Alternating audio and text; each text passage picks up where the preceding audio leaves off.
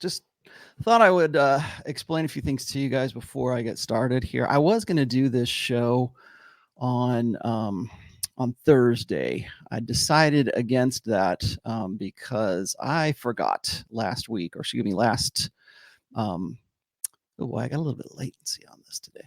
I decided last week, or excuse me, last week I was going to do a show with Rich Cooper. And so I'm going to do a show with Rich tomorrow. It's going to be on his channel. I meant to say something about this on Sunday, or yeah, when I was with Pat on Sunday, and I forgot about it. So apologies, please. I will be talking on Rich's show. He's got a new show right now, and it's based on chasing excellence. That's kind of been his line for a very long time. I hope you guys can hear me okay. It looks like I'm getting a little bit of latency right here, so we'll see how that works out for the day.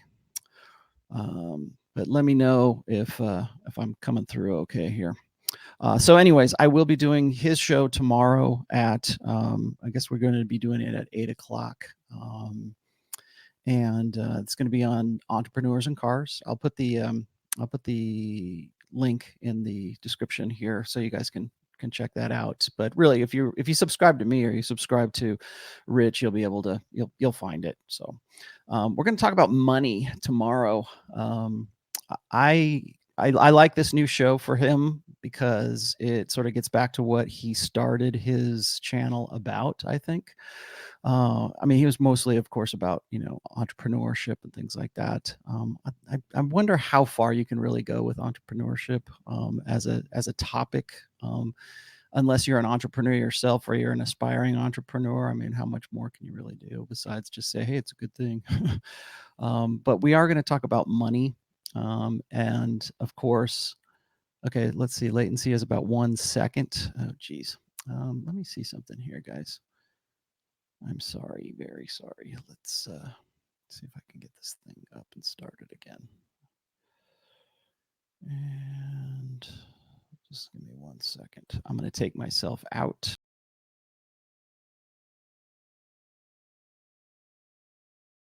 There we go. How's that? Is that any better? I don't know if that's any better.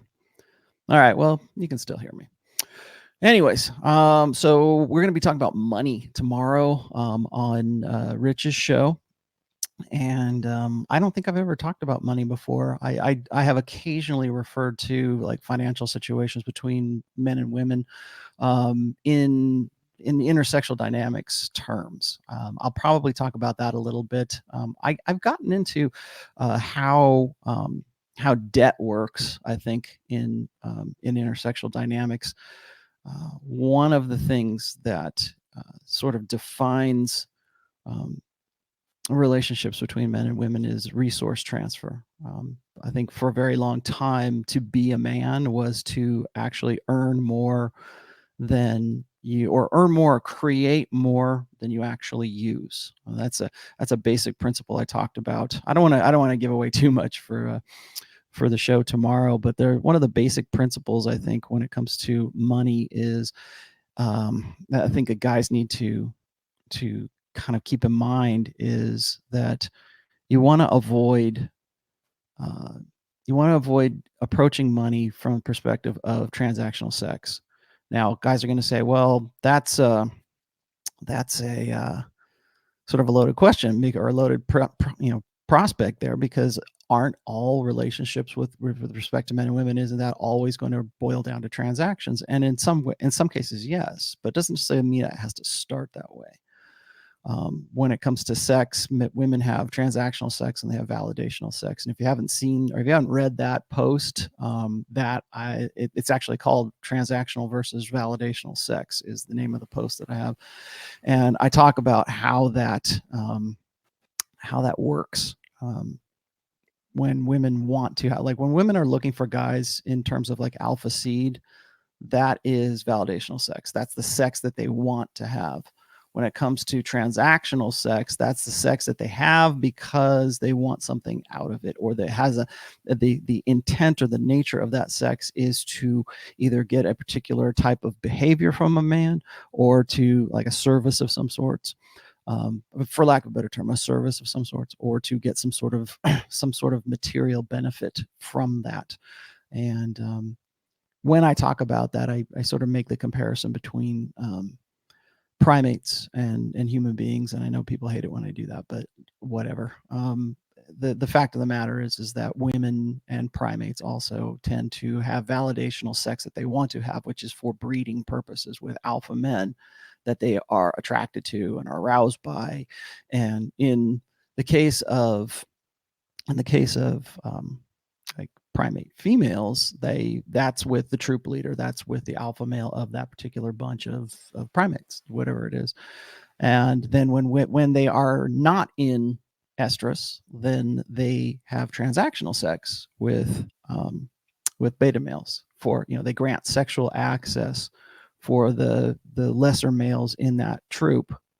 Is it a troop? I think it's probably called a troop of primates that that allows them to, at least it gives the appearance, or gives the possibility that a beta male might actually have a shot at reproduction with one of these alpha males that are already part of that alpha's like harem. I guess a soft harem is a better way to talk about it. So that's a really long Rollo Tomasi way of saying that the way that we view sex, in particular when it comes to men making money to get sex, or to use their capacity to generate more resources than they expend, that is I think a basic principle of at least transactional sex, the transactional side of sex. I'll probably talk about that a little bit tomorrow. Also, I just hit publish about an hour ago on the latest. In fact, I'll just go ahead and show you guys on the latest. Let's see, where did it go? Dang it. Okay. Oh, that's not it. This one. On my latest post. It's not this one, but it is. Let's see. There we go. I wrote a fairly lengthy post. I had a little bit of help from my good friend Deddy on this one. If anybody's familiar with sort of the Christian manosphere, the Christo manosphere over on Dalrocks, Deddy is a real active participant there. He's been a good friend of mine, like an internet friend of mine, a virtual friend of mine for a very long time. Same with Dalrock. He was laying in some pretty interesting commentary on the post that was previous to this one. And I wanted to sort of showcase what he was talking about in relation to the show that we did on Saturday about MGTOW. And I didn't want to like come down too hard on MGTOW, because I'm still kind of like, I understand the reason for MGTOW. Like I said, I just disagree with the solutions that MGTOW has. And then if you read this, like, I'm not going to give it away. Like, people can, call me the carpet about all that. That's fine. But I think in this particular post right here, I try to address that as best I can. I apologize. It's almost about a 3,000 word post.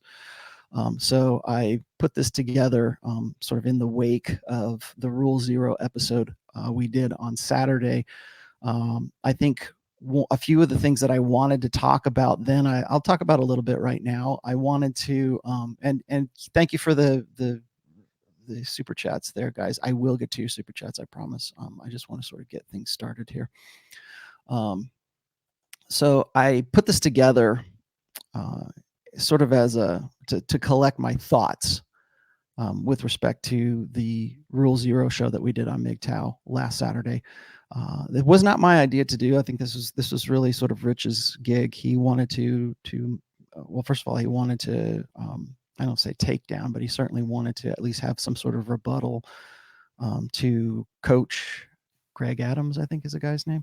I'm not even familiar with the guy, but once I became a little bit more familiar and I started looking into this kind of stuff, like back in May at the 21 convention and the Patriarchs 21 convention, I did a Red Man group, and in that Red Man group, I made the case that the red pill is going to have a PR problem very, very soon. And I think we're already experiencing that red pill, or that, excuse me, that problem in public relations. The mainstream media is becoming very, I think that they like the red pill as a good villain to have. They like to have something that's cute and easy to pronounce, I think. And so when you say manosphere, or you say, pull that out of there, or when you say, manosphere, when you say red pill, when you say this kind of stuff, it's almost like saying alt-right. Like I think back in 2015, 2016, right, in that election cycle, the whole idea of the alt-right was like, ooh, it's a boogeyman, right? It's like a villain. It was the easy villain to hate on. Whereas now I think the manosphere and the red pill sort of had a PR problem.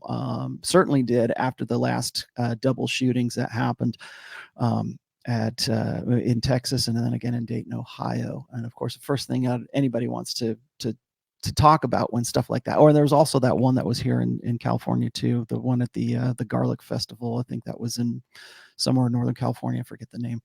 But when you have incidences like that, and it's young men, and particularly young white men, the mainstream media likes to pick up that narrative again and say, oh, it's the manosphere, it's these incels, it's the MGTOWs, it's the MRAs, it's the red pill guys, it's the guys who can't get laid, and this is how they lash out, and we need to do something about it.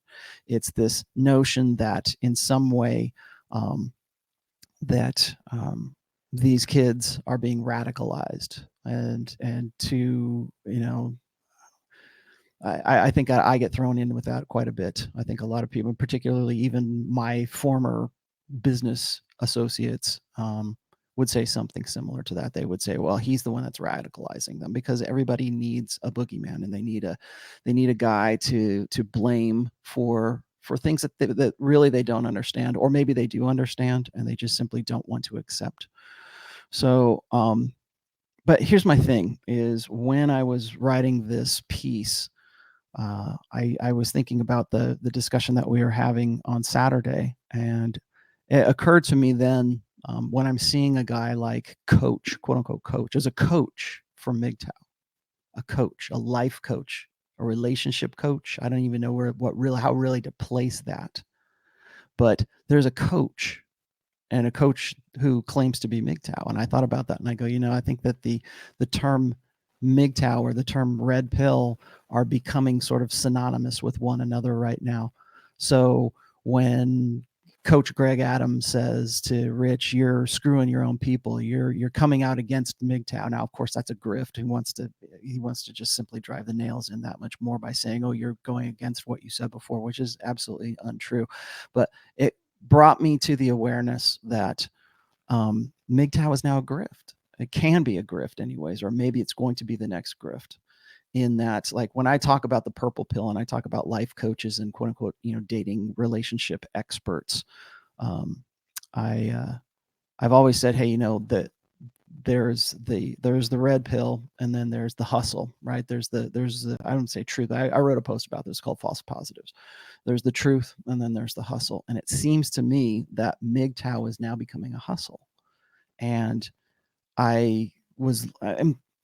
and bear with me here, okay? And I think that this is because there is such an association with the red pill now that, even MGTOWs will say that, the MGTOW is red pill. They don't even want to use MGTOW anymore. They just want to, or they don't even use red pill anymore. They want to just call it MGTOW. And I'm seeing a lot of these guys who want to get in on that, bottom line. They would say, oh, this is where all the men are, so let's go over to MGTOW. Let's call ourselves MGTOW.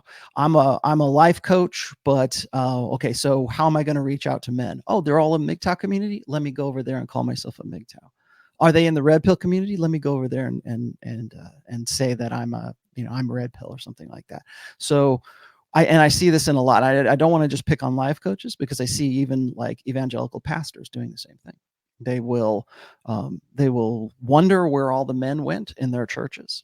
And they'll go, okay, men are dropping out of religion. Men are leaving our churches. It's nothing but women here. How do we reach out to men? How do we have a men's, encounter, right? I mean, that's what I'm doing my research for book 4, and that's one of the things is like men's encounters or men's retreats, men's, it's like, how do they reach these guys? Like the guys who are in those retreats, and they bill it as some kind of like really super masculine thing. We're all going to get together and we're going to fight MMA or something like that. And they never do. They just like sit around and have coffee and talk about God. And there's no real understanding of how men actually relate with other men. But my point being is that when you have these men's ministries and they can't just keep preaching to the choir, they have to go outside the church. They have to go outside their comfort zone and have to find out where the men are.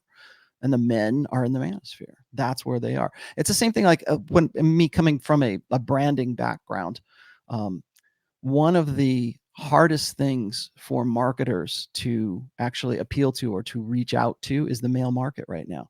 And the reason for that is because it is primarily women who are the primary consumer in today's society. Women account for more savings. They make more decisions in the family. They buy more cars. They make more purchases. They are the primary consumer in Western culture. And so as a result of that, it's very easy to market to women, but it's very difficult to market to men. That's why the whole thing, what happened with the Gillette commercial was such a major cluster for Gillette, is because they thought that they were doing the right thing. At least somebody up the chain of command at Gillette or Procter & Gamble thought they were making a good decision by hiring some militant feminist to produce some, not a commercial, but like really just, feminist agitprop, and to think that that's going to resonate with men. Well, here's the thing. That commercial was not supposed to resonate with men. It was supposed to resonate with women. Why? Because women do the most purchasing. They purchase the razor blades for their husbands to use 9 times out of 10. Okay. Guys are going to say, well, I'm the one that I actually go and make my own decisions and buy my own stuff. Okay, great. Good for you. But you are an outlier. Most women make most of the purchases. And I see Rich is in the chat. Thanks, Rich, for coming by. You know what, Rich? If I haven't made you I don't think I've made you Rich, have I made you an admin on my channel? I don't think I have. Okay, Rich. Oh yeah, you are. Okay, cool. Thanks, Rich. Yet another thing I would very much like to talk about tomorrow when we're talking about money is the purchasing power and the economic power of women in a gynocentric social order. So the reason I'm going out talking about this is because when it comes to reaching men are very, very difficult to reach. Okay. Getting men to buy a car has to go through the woman most of the time. If you're in a family, it has to be a family decision and not a guy decision. When a guy buys a hot car, it's either because he's got a lot of money, he's single, or he's going through a midlife crisis. Those are the first things that you think of, right? So the reason I'm talking about this is because there is a quest to find where the men are. Where did the men go? I'm going to use the pastor analogy here again, because that's the easiest one. So men leave the church, or men leave your brand. Men leave your product or whatever, and you want to market and you want to sell to men. And whether that's an ideology or that's like a product or whatever, doesn't matter. Still looking for where the men are. So how do you appeal to men? If I'm a life coach, if I'm a personality kind of guy, or if I'm a guy who wants to sell success porn, or I want to be like Tony Robbins and the power of positive thinking kind of stuff, I've got to go where the men are. And where are they? Well, most men are having conversations in the manosphere right now. It started back in the early 2000s, with the forums and, alt fast seduction and so suave and those kind of things at those forums. And now it has sort of blossomed into being the manosphere. And the manosphere has a lot of different tribes. And I think what happens is people who are outside the manosphere, guys who really want to appeal to a male market, especially if that's their thing. If I'm going to teach guys how to be patriarchs. Okay, well, how do you get to them? Well, you've got to find some way to reach those guys. So how do you do that? Well, you have to remarket and brand yourself as a MGTOW, as the red pill, as whatever. It used to be, it's funny, it used to be that the NFL was the only place that you could reliably market to men. And even that's not true anymore, because it has been completely assimilated by the feminine imperative. And if you don't believe me, this is Breast Cancer Awareness Month. So you can go see everybody wearing pink as of tomorrow on Thursday Night Football. So anyways, I just wanted to throw that out there, make people aware of that, of this post that I just talked about. If you want me to go into a little bit more detail, just, hit me up in the chats. I'll be happy to talk to you about that. But what I see, and I don't want to just entirely pick on Coach Adams here, but what I see happening is sort of a purple pill movement from within the MGTOW community right now. So you're going to have guys coming in and saying, yeah, I'm MGTOW. And some of these guys don't even really know what MGTOW is. It's just they're happy to put it in their Twitter profile, or they're happy to put it on their YouTube about page or something and say, yeah, I'm MGTOW. Well, they don't know what that means. They know that MGTOW, here's what they think MGTOW means. They think MGTOW means just this. They think it just means not making women the measure of your life anymore, right? Which sounds a whole lot like mental point of origin, which sounds a whole lot like you got to be the most important number one person in your life, which is, of course, success porn. So all of that sort of lines up, and it aligns really well, and it's easy to get behind a message like that. But it's not just that. There's more to it than just that. It's how do you live your life once you get past that. It's not the theory of MGTOW, which is really red pill. It's not that theory.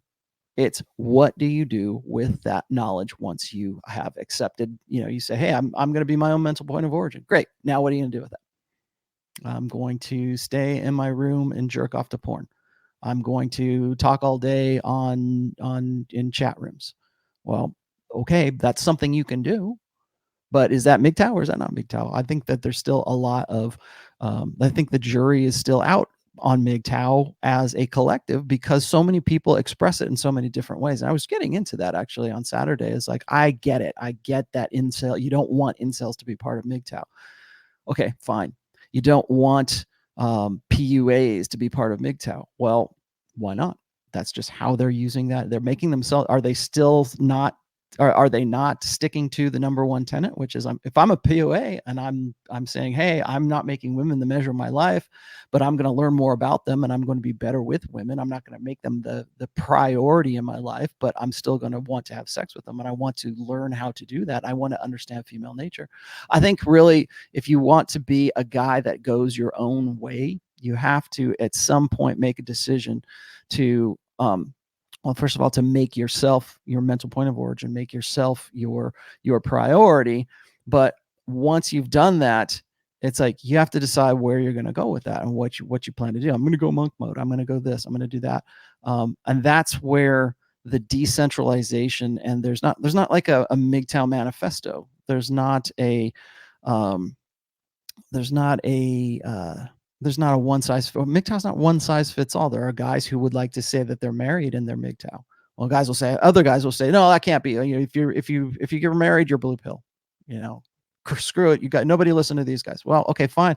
What do you tell the coaches? What do you tell the MGTOW coaches? I don't see the thing is I don't think most of these guys who claim to be MGTOW coaches really even realize what MGTOW is. They think that it's an easy brand to slap on. It's like these guys are like NASCAR drivers, and they need to slap the MGTOW sticker onto their car so that they're kosher with that particular tribe or that particular brand or whatever else. So, okay, guys, I'm going to get down to business here in just a second. I do want to talk a little bit about hypergamy today, and I am going to do that. I thank you guys very, very much for these so far. Let's I'm going to try to get back through some of these here. I'm going to play catch up. Sorry, guys. Alexander R asks, you guys recommend The Laws of Power and Art of War. What about Art of Seduction? Okay, here's my take on the Art of Seduction. I am, as everybody probably knows, I'm a big fan of Robert Greene, no matter what the book. Some are better than others. I like Art of Seduction, but take it with a grain of salt, because Robert Greene does not come from a seduction background. Okay, he's going with his best guess, and there's a lot of really good stuff in Art of Seduction. I'm not a big fan of, and I've talked about this before with Jack Napier not too long ago. I'm not a terribly big fan of the Laws of Human Nature right now, because it seems to me that Robert Greene was writing from a more honest place when he was writing the 48 Laws of Power. That was that's his flagship. Just like, hey, The Rational Male is my flagship. my flagship book. That's his flagship book.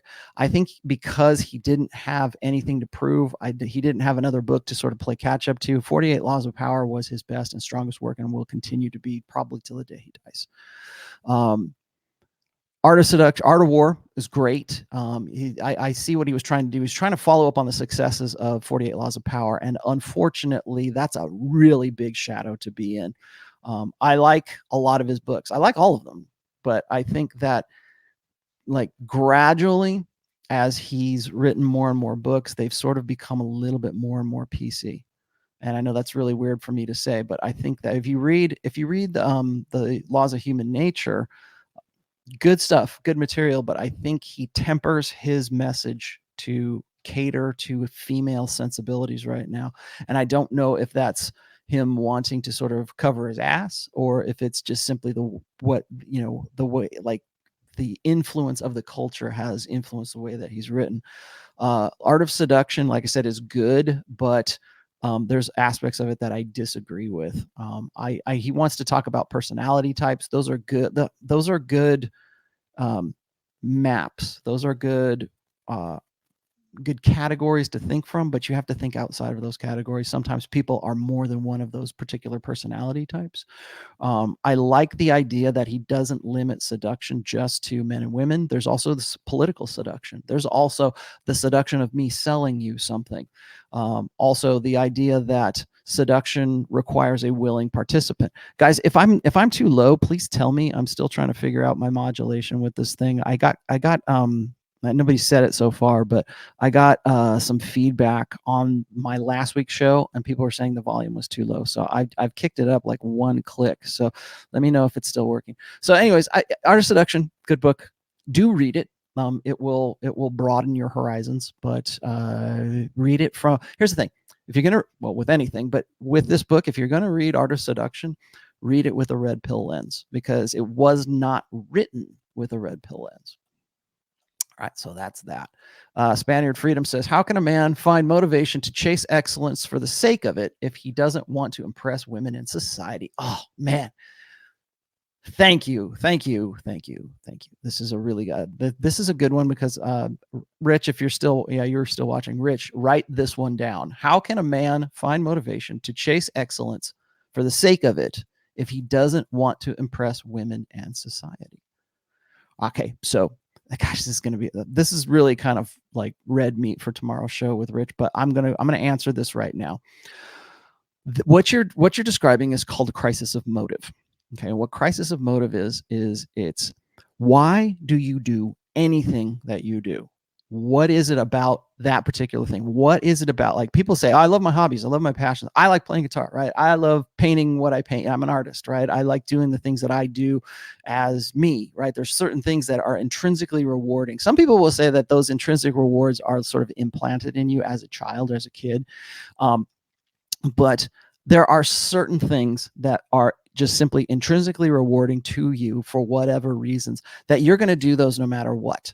So, like, for instance, whether or not I was getting laid, whether or not I was making money, didn't matter to me. I simply liked playing guitar. Now, did I get into it because I like playing guitar?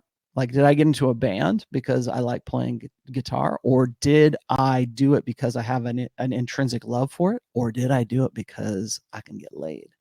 And I'll tell you, the thing is back when I was in my teens and in my early 20s, it sure as shit wasn't the money. It was because I love the music, but also because I got, so there's other reasons for it. So if you can answer this question, if it were something that, like, would I do this particular something if I didn't get paid for it? Would I do this particular something if I didn't think I was going to get laid for it? Am I doing it because it's intrinsically rewarding, or am I doing it because, and this is individual. This is subjective to the individual who is asking this question. And that's why I call it the crisis of motive, because anybody outside of yourself can't answer that question. They would like to, they still will, but they can't answer that. Only you can. And so, and I've got up, as you might guess, I have a post called Crisis of Motive. And I started this out because I was talking to one of my poor girls again, and this is not that story, but this is another story about poor girl. one of the girls was saying something to the effect that, to the other, that she liked wearing lingerie. And the other one said something like, oh, well, you just do that for the guys. That's why you're doing it. You're doing that to turn guys on. And then the other girl looks at the other one and says, no, I do it for me. Like, how many times have you heard that from women? Like, I do it for me. I do this for me. I go to the gym for me. Yeah, but you also look better, and you do, and people, guys pay attention to you, and they want to have sex with you because you're dressed in a provocative sexual ornamentation, way to inspire that particular feeling in men. You're not just doing it just for you. Like, and I said this, I said, so if I come over to your house tomorrow and like midday, and you're just going to be walking around, vacuuming the house and doing yard, cleaning up in your lingerie because you do it for you. No, you're not. You're going to be in your fucking sweatpants is what you're going to be. You're not doing it for you. You're doing it because you want to present something. You're doing it for a reason. Now, maybe you do it for you, but you're also doing it for something else. And that's the crisis of motives. Why are you doing what it is that you do? So here's what he's saying is that, well, how can you find motivation to chase excellence for the sake of it? Well, it has to be intrinsically rewarding. It has to be something that you would do irrespective of whether you're going to get laid or irrespective of what you think other people are going to think of you. I am not of the opinion that most guys do things for social approval. And a lot of people might disagree with me. I don't, okay, and I shouldn't say that they don't just do it for that, but I don't think they do it as their primary goal. Like when guys come to me and they say, well, you just want the hot chick so you can show off to your friends. That is the response of a guy who wants you not to do he wants you to sort of police yourself. He wants you to disqualify yourself from the sexual marketplace. Guys don't go for hot chicks because they want to impress their friends. They do it because she's hot. You want to have sex with her, and you want that experience of sex with a hot woman. You want that porn star sex. You want that hot, good sexual experience. The byproduct of that might be like guys are impressed with you. Most guys, like when they see a guy with a really hot chick, the first thing that happens to them, unless the dude is like super good looking already, but if a average guy with a hotter girl, those guys, they don't think, oh man, I really wish I was like that guy. They want to say, oh, he must have a 9-inch dick, or he must have a lot of money. They start running through down just this laundry list of reasons why that those two people would be together. So if they're doing that, are you going to do that when you actually have a hot girl on you have arm candy? Another post, arm candy. So anyways, Spaniard freedom, where I think probably Rich will and I will cover that tomorrow. So I'll give you a more in-depth answer about that tomorrow. Let's see. Art of seduction. Sorry, guys, I'm playing catch up here. I will answer. You don't have to give me a super, but it helps. That's really the only way I get paid. So let's see here. Oh, wait. Rational Mail on Audible and other betterment tools. Thank you for that $2. Yes, please go get those. Oh, by the way, I don't know if any of you guys are aware. Some of you are aware of this. Some of you are not aware of this. But yesterday was October 1st. And that is the sort of the birthday of the Rational Mail. Not the blog. The blog is actually in August of 2011 is when I started the blog. But the book itself, I published the book on October 1st, 2013. So today is it is now 6 years old. So just so you know, October 1st is the day. Hector Soto, thank you for that $50, brother. Wife, or 50 Mexican pesos, brother.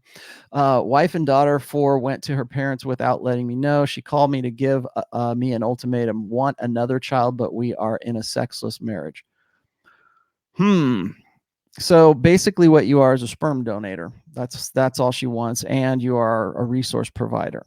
So if you're asking me for advice, my advice is get out. If that's what it has come down to, if that's the ultimatum, she called me to give me an ultimatum. I guess she wants another child, but we are in a sexless marriage. That's kind of hard to have. What does she want you to like provide, like jerk off in a cup so she can inseminate herself? Don't do it.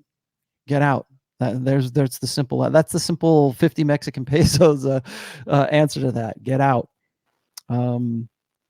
MO 12 90, whatever. What is your take on beautiful marrying beta first? And guys, it's like English your second language. It probably is in some cases. So what's your take on beautiful women, I guess, marrying beta first and then moving on to alpha when older? Tiger Woods' ex-wife pregnant with a younger NFL player.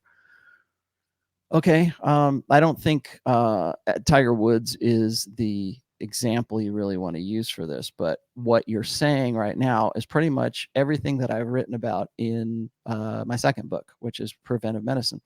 The plan is this. This is the Sandbergian plan of hypergamy, which is have fun with the alphas in your peak primary sexual, your peak fertility years, your peak sexual market value years. If you're a woman, have fun. Go get with the bad boys, the commitment phobic boys. I'm trying to remember this, but go by memory here. The bad for you guys, the guys, but don't marry them, right? Marry the guy who's the chump. Marry the guy who's still ignorant. Marry the beta in waiting when you get to be in your epiphany phase, 21 or 29 to 31. So do that, because there's bound to be some chump waiting for you, and please, go and marry that guy up. And then of course she adds the kicker here, which is not in time, nothing sexier, which no woman believes. And later on, women act on this and say, you know what, you're right. I married a dud. I married a guy who is, who is not as exciting as the guys I had sex with way back in the day. And so what happens is then they divorce them, and there's incentives for that. There's cash and prize incentives for that. It's too. So you go, and women have their fun in their party years. They marry the dutiful beta. They stick with that guy from between 7 to 20 years, somewhere around there. And then at that point, they decide, I need to go find myself, or I need to go have. Then what they're really doing is they want to get back to that alpha sex. They don't need that beta anymore, if they ever needed them at all, but they don't need that beta in their lives anymore. They've got the kids, they've got the resources, they've got the house, they've got half the income, they've got the alimony, and if you don't believe me, go and watch Divorce Incorporated, and you'll see how that business side of things works. And so what happens is then they, of course, ditch the guy who's the boring dude, and they play cougar for a little bit, and then they start to look for guys who they believe that they are entitled to. Them being guys who make, quote unquote, 58% more than they do. Women honestly believe, at least by and large, honestly believe they are entitled to a guy who is above them in status, above them in economic earning potential, above them in education, and even after they've gone through this. So that's my thoughts on that. Tiger Woods, by the way, does not have a sex addiction. He is just a regular dude who had the funds and the status and the stature and whatever else to follow the male imperative, which is unlimited access to unlimited sexuality. And if you're Tiger Woods, you can do that. And here's another great thing. You want to know, here's the thing about Tiger Woods. If you ever want to understand what his whole story is about, listen to Just Like Tiger Woods by Steel Panther. That song will explain it to you. Now I'm going to have to put that in the thing. Vol says $10. Thanks, brother. Oh man, that's awesome of you. Thank you very much. Thank you for supporting this channel. So I did, for the very longest time, I have wanted to do this, and I'm going to do it right now. And you guys can just throw out questions at me. That's fine too. You don't necessarily have to give me a super, but I do want to cover hypergamy, the misconceptions. And I was unable to do this before, and I wanted to sort of read a little bit of this to you. In this post, it's called Hypergamy, the Misconceptions. I go and I break down the most common misperceptions that guys have about hypergamy, because when people talk, like, I think pretty much my name and my blog is more or less owns the term hypergamy on Google right now. And like if you go and you type in hypergamy, you're going to find the wiki, you're going to find maybe the Urban Dictionary description or definition. Those are your returns for that. And you're probably going to see me somewhere between like the third and the fifth return down for that. And that's because I don't think anybody has done more or has talked more about hypergamy. Now, that comes with a little bit of advantages and disadvantages too, because people want to say, oh, my hypergamy, that's all he ever talks about. Well, okay.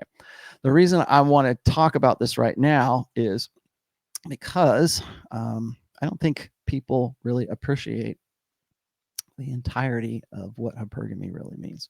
I'll get to that in a second. Bjorn, is behavior of women towards the alpha different in different phases of the ovulatory shift? Yes. Receptive and aroused when fertile and otherwise repelled? Yes. You can, if you really want to, Bjorn, if you really want to study any of that, well, first of all, you can read my first book, but second of all, there's another great book by Marty Hazelton, Dr. Marty Hazelton. It is called Hormonal. Pick up that book and you will learn everything you ever wanted to learn about ovulatory shift. I also have a really great talk called Hypergamy, Micro to Macro, and the basis of hypergamy is really ovulatory shift. So let's talk about this for a minute. Here's number one. Hypergamy is a straitjacket. This is easily the most common misperception I read today. Hypergamy is an evolved social dynamic. That is to say, it is a behavioral extension of biological factors, just what we were talking about here, Bjorn. Most notably, ovulatory shift. I delved into this in the 21 convention talk. I talked about I also talked about this in your friend menstruation. But hypergamy is a sexual strategy exclusive to women. And people will call me and they'll say, well, don't men want the best that they can get? Yes, they do. But we'll talk about that. That's a false equivalency. We'll talk about that in a minute. It is the behavioral manifestation complementary to women's hormonal and biological realities. Hypergamy at its root level is about the most efficacious, that's why, gosh, sometimes I use words, pragmatic means of women becoming fertile with the best genetic breeding opportunities and simultaneously pairing with the long-term provisioning opportunities available to a woman. So here's what I get. And the reason I brought this up, the reason that this was even a thing here, is because I had so many guys tell me, why bother? Why do I want to go out and do any of this stuff? We were just talking about MGTOWs a lot of the times, and this is the distinction I think Rich and I were trying to make last Saturday, is that you're going to have guys who could not get laid anyways. So MGTOW seems like the best way to make their necessity a virtue. Well, I just gave up on women. I could get them if I wanted, but I don't want them. Okay. Well, the way that they come to that rationalization is they think, okay, hypergamy is a straitjacket. Even if I got, here's the what is it? Here's the rationale that they give. They say, look at a guy like Brad Pitt. If Brad Pitt got divorced, if he got taken to the cleaner, Brad Pitt is anybody. It is any woman. You know, he's the sexiest man alive. Any woman would want to get with Brad Pitt, and yet he still got with Angelina Jolie. He blew off Jennifer Aniston, and now he's getting taken to the cleaners. Now he's with some psychotic bitch who is, trying to Me Too him or trying to whatever. Right? They're basically saying, so if a guy like that gets taken to the cleaners, if a guy like that gets his ass handed to him, what chance does average Joe have? I'm just giving up. Forget it. Well, here's the thing. Hypergamy is not a straitjacket because not all women are Angelina Jolie. Not all women are Jennifer Aniston. Not all women are, and I'm going to use Nawalt here, okay? And the reason I have to use that is because just because a woman is hypergamous does not mean that she can act. Excuse me. Does not mean that she can act on that hypergamy all the time. And the reason I'm throwing this out there is because in our old social contract, we had buffers against the worst atrocities of women's unleashed, unbridled hypergamous natures. So the church would say, okay, no sex before marriage. Okay, what did that do? Well, that put a curb on men's sexual appetites, but it also put a curb on women's hypergamous natures. So if you're going to have sex with a guy, it better damn well be after you've married him and you're doing it because you're in love and you belong with that person and blah, blah, blah, all this romance stuff. But really what it boils down to is ensuring paternity for the guy and ensuring that the woman is not going to go off remember, forsaking all others, is not going to go off with a guy that she sees later on who seems like a better deal. Now, of course, that is marriage and those buffers are in the past. That's not how it works right now. But those buffers used to be enough to put checks and balances on hypergamy. So how are checks and balances on hypergamy established now? Well, women, first of all, women could be brought up in different cultures. They can be brought up in different, family environments. They might simply be fat. They might simply not be able to capitalize on their hypergamous natures as well as they would like. They might be hypergamous. They might still have the hot fireman calendar up in their office and say, I'd really like to get with a guy like that, but they can't realistically get with a guy like that. And if they can have a one-night stand with a guy, but they can't lock the dude down. And of course, that inspires them to all kinds of other crap, later on in life when they can't secure a guy for the long term when they need to. It makes me wonder, like, and this is just hypotheticals that I think of when I'm busy thinking, I guess, is if women could extend their fertility window indefinitely, would a woman ever want to be monogamous? Would that if a woman knew that her sexual market value would never decay, would she ever want to be monogamous? Or would she just simply go until she can get to the highest point that her own circumstances would allow her to optimize her own hypergamous nature? These are questions I think about. Fortunately, we don't have to worry about that because women's sexual market value decays over time. So that's the thing, is guys think that it's a straitjacket. They think that they're doomed. Like, why would I want to be with a woman who's going to just simply up and leave me? And right now, I guess I can sort of understand why guys have that, but there's other buffers on women's hypergamous nature that means that, here, the biggest one is this, since we were talking about ovulatory shift. When they were doing, this is in hormonal, by the way, I'm about to quote hormonal, I'm paraphrase hormonal here. In the studies that Marty Hazelton did, if a woman described herself as being in a quote unquote satisfying relationship when she was in her proliferative phase, when she was in the phase that makes her what's called proceptive to sex, if she was in a satisfying relationship, she would intensify her sexual activity with the guy that she was with. If they were in if she was described her relationship as an unsatisfactory relationship, that is when women were starting to seek extra marital, extra relationship breeding opportunities. That's a nice way to say she wants to go out and hoe it. Breeding opportunities outside of that relationship. So that right there is a buffer. If a woman's hypergamous nature is based on doubt, and if she says, is he the best I can do? If that answer is yes, she's going to generally going to intensify her sexual self, her sexual proceptivity towards the guy that she's with. Why wouldn't she, right? I mean, she's got a hot guy at home. She's in that phase of her menstrual cycle. Why wouldn't she do that? I mean, it sort of makes sense. Now, if a woman has better opportunities, if she's particularly if there's an imbalance in sexual market value between the man and the woman, yeah, at that point, maybe the woman is going to say, you know what, I want to go do a girls' night out or a weekend in Vegas with the girlfriends, and that's when guys have that's when guys are more preoccupied with mate guarding at those points. So that's one thing. So don't think of hypergamy as a straitjacket, okay? There are ways around it. There are ways to circumvent it. In fact, really, that's all game is circumventing and putting a little bit more power in the hypergamous equation back in the hands of men. Okay, that's part one. That's first one anyways. I'll come back to that in a second. I've got a few supers. Where'd they go? Okay. Adriano Ramos says, greetings from Perth, Australia. Cool. What would be the maximum and minimum age gap between a man and a woman? I'm 42. How low should I go? I don't know how much trouble you can get in Australia, but a lot of people want it. Like, you can even ask women this and they'll say, oh, it's half plus 7. Like that's what idealistically it should be, something like that. Ideally, it should be that.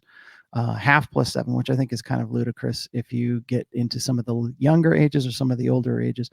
At 42, I would say it sort of depends on you, man. I mean, what is it that you want out of a relationship? Are you looking for a relationship, or are you looking to just date? Because if you're just looking to date, I would say go as young as you want, right? Just go for 25-year-olds, go for 32-year-olds. Do pick up my second book, which is Preventive Medicine. It will give you a better idea of what women at those various ages of maturity are going through and how you can best cater your game to what it is those women are prioritizing in their lives at that point. If I say to you this, you're 42 years old. If I say, yeah, go for a chick who's 10 years younger than you, that's 32. That woman, if she's still single, she's just come out of her epiphany phase. And those are the women you need to be watchful of, because they're going to do everything in their power to lock you down. They will do everything they can. If they're past that, if they're like, so we're talking only a 10-year difference here.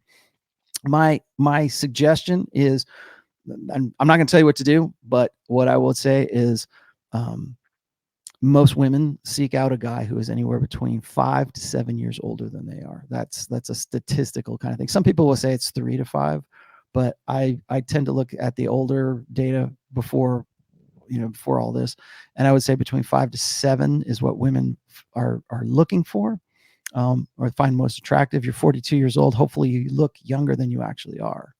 So, I would say, I mean, depending on what you want to do. If you just want to spin plates, do whatever you want to. But if you're looking for a relationship in some way, or you want to entertain the idea of a relationship, and then you still want to spin plates, all above board, I would suggest anywhere between 5 to 7 years old, because that's going to be, so what is that? Say mid 30s, And of course, the next question is, well, they're all damaged. They all have babies. They do. Okay. So you've got to decide for yourself what's worth your while. Let's see, what else do I have in here? Man, thank you very much for all of these. Let's see. Clint had it. Okay, that was Adriano. Clint. Okay, let's just do Clint's here. Excuse me. $10 from Canada. Canada, eh?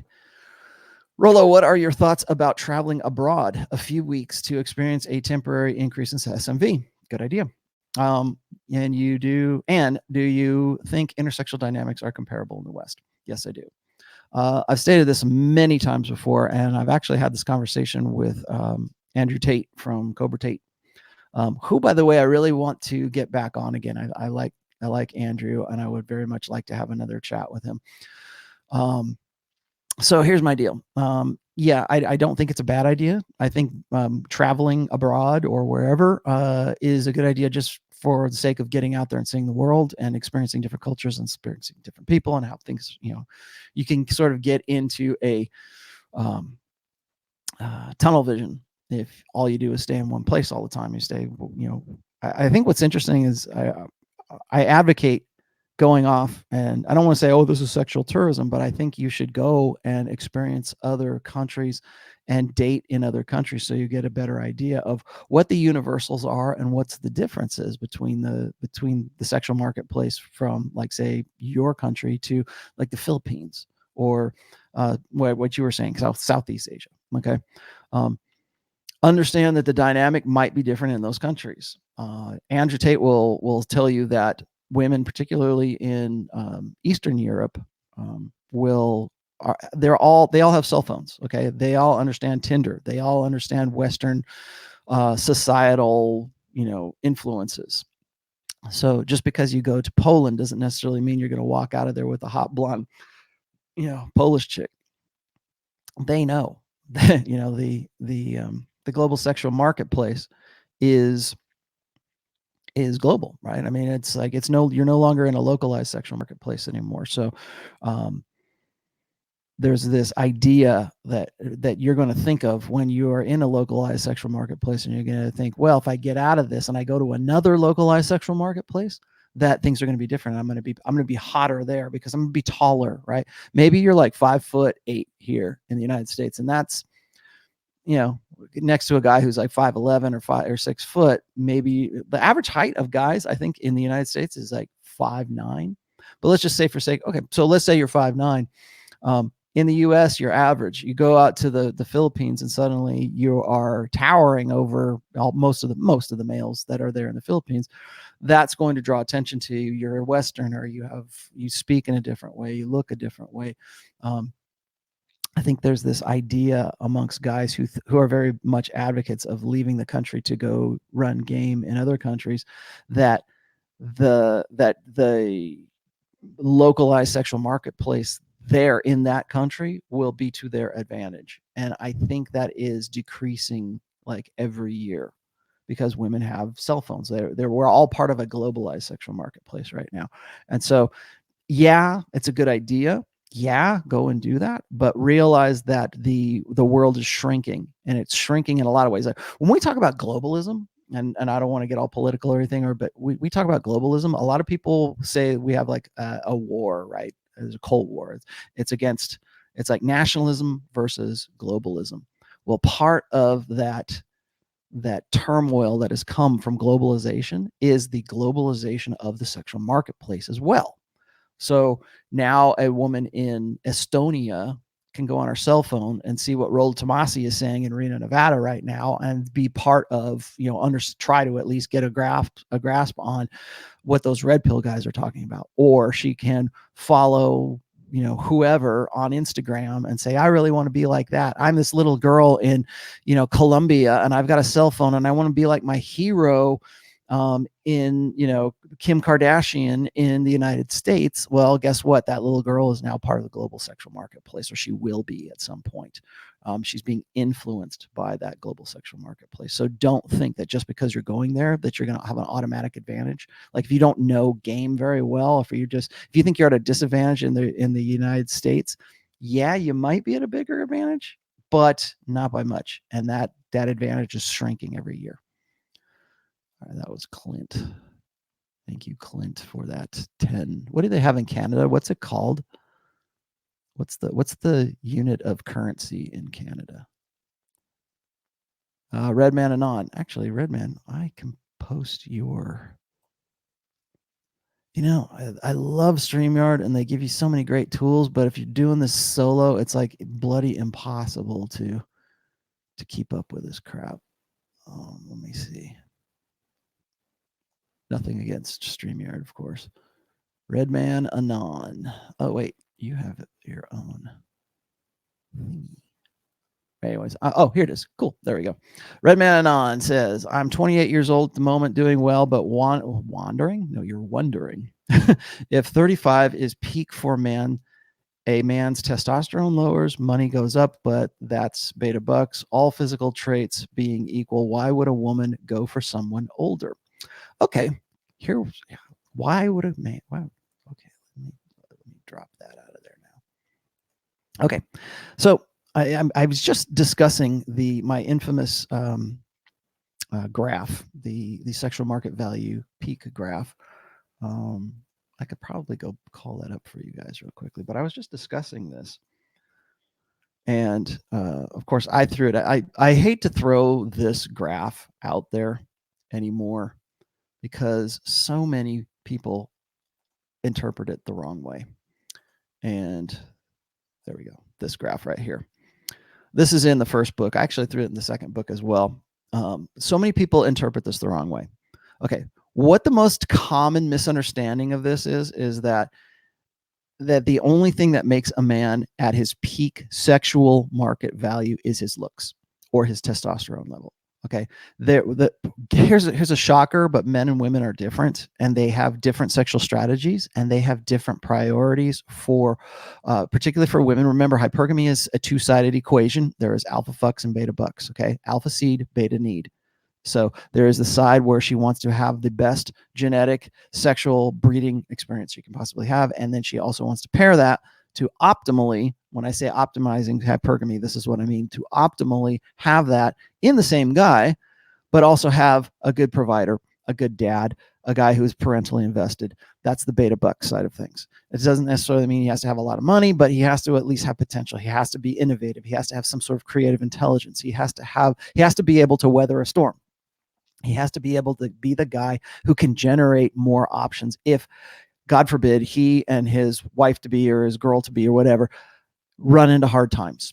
Like that's one of the, you want to know why we add those vows into the marriage contract, into the classic traditional marriage vows, forsaking all others, to honor, love, cherish, obey, forsaking all others. Okay. That's very important because that's alluding to paternity, but also in sickness and in health, for richer or for poorer. Okay. Why are those in there? Why do we think of those as traditional wedding vows? Well, because ideally that's a thing, there's a possibility that the man or the woman might become sick, might become infirm, might be in some way a financial burden because they go blind and they can't earn the same living that they did, and now suddenly this for richer becomes for poorer. So that is a very important aspect of women's their hypergamous quest, right? To find, is this guy the best that he can do? The problem with that is that what men are looking for in the best mate is the hottest, most sexually available woman that they can get a hold of. Okay. And usually men base their sexual market evaluation of a woman on actually two things. The first one is she hot? Is she attractive? Is she arousing? Does she do it for me? And is she sexually available? It's one thing to have a great looking girlfriend, but if she doesn't want to have sex with you, or if she's a dud in bed, or if she has self-conscious reservations, whatever, then that has to be part of men's equation. For women, it's very simple: alpha, seed, beta, need. So at what age do each of these, do men and women have the most potential to have what the other is looking for at that point? Now, what happens here is when I throw this out there, women go, I would never go for it. Like they're 22-year-old, 23-year-old. They would like, I would never go out with a guy who's 35, 36 years old. Yeah, yuck. Oh, or then I get guys who will say, oh man, when I was 25, I was so much better shape than I was at 35. You got to be crazy. Well, if you're just looking at it from a sexual, if you're just looking at it from if you're looking at it from a physical perspective, yeah, I mean, you might be right. Yeah, you're probably going to have more testosterone, like you're saying here. You're going to have more testosterone in your system when you're 25 years old than you do when you're 35 years old. Yes, it declines.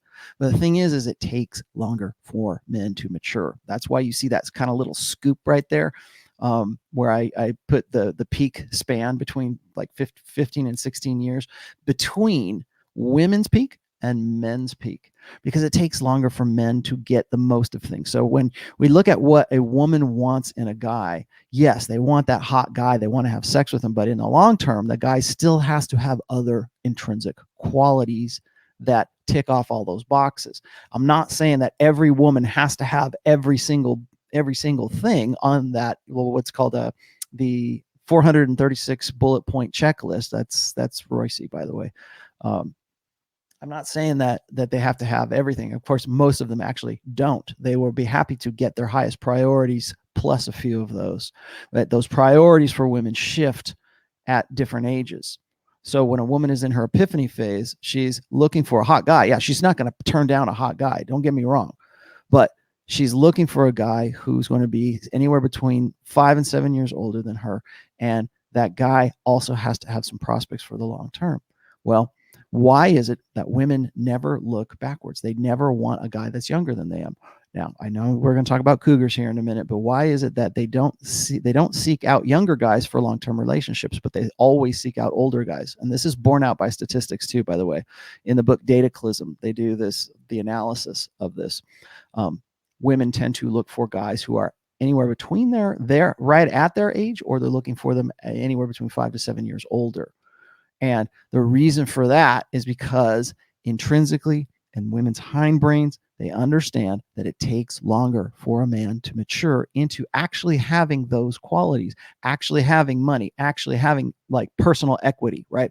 Having personal, like it takes longer for the guy to become a doctor. It takes longer for a guy to become an attorney.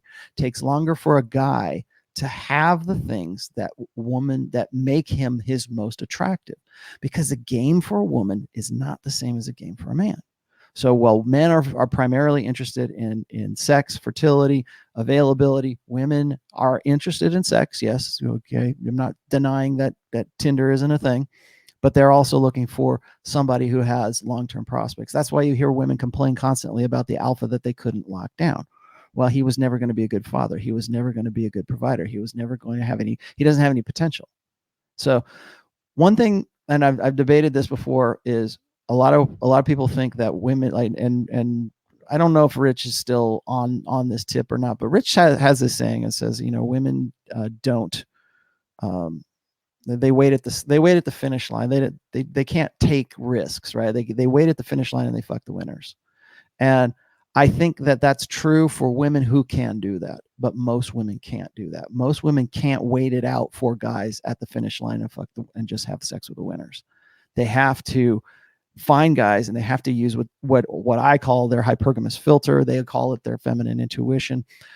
They have to find a guy who has potential, because although hypergamy doesn't want to wait, it wants to find a turnkey relationship. It wants to find a guy who has all of those bullet point checklists checked off.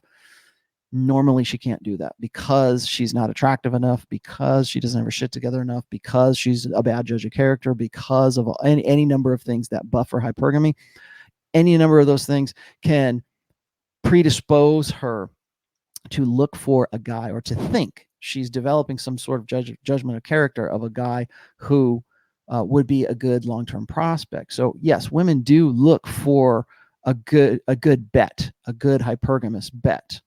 So I would say that women do look for potential. I'm not saying it's always perfect. In fact, a lot of times it's very imperfect, but that potential is directed and it's directed towards older men, because it knows, women's hindbrain knows on a subconscious, some level of consciousness, let's just say, that it takes longer for a man to achieve all of those things. So if you got a kid who comes in and says, yeah, he's 21 years old, and goes, yeah, I'm a child prodigy, and I'm an attorney, and I've got a big case coming up soon, and why don't we go, basically trying to sell himself in the sexual marketplace as something that he's not believable, because you already know that it takes a long time, unless the guy is like, started law school at 15 years old. He's full of shit.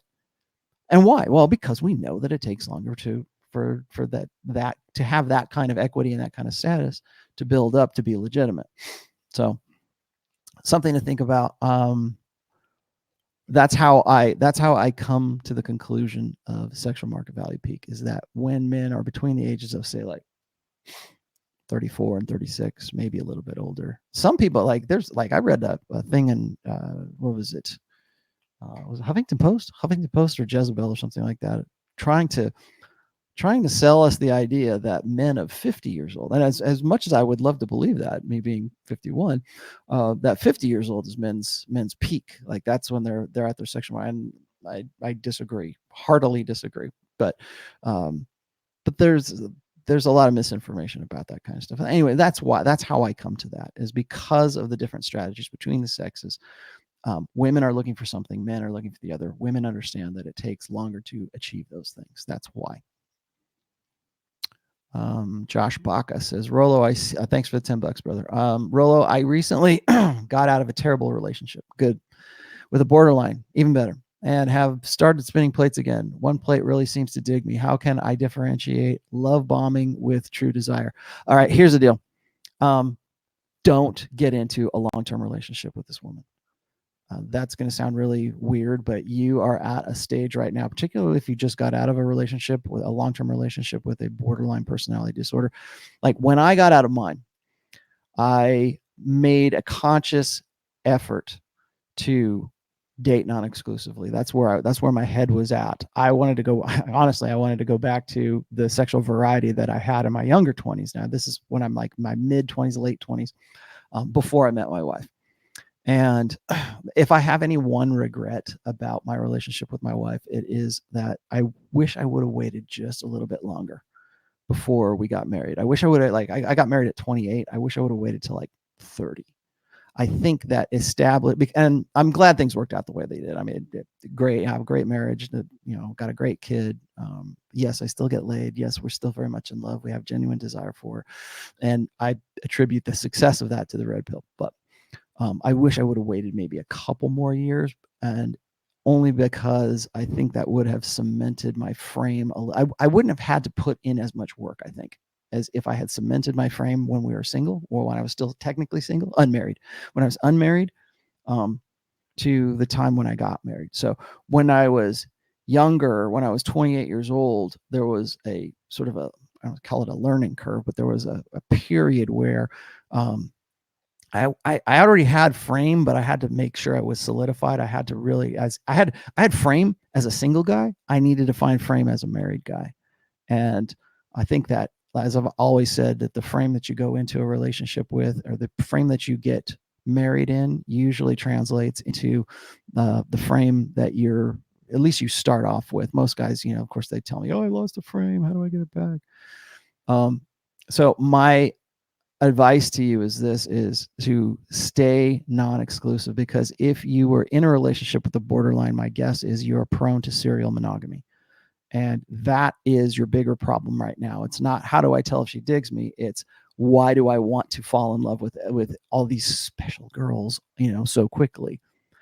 Date non-exclusively, spin plates. Just keep spinning, spin more plates. That's Tom Likas. Spin more plates. That's what you need to do.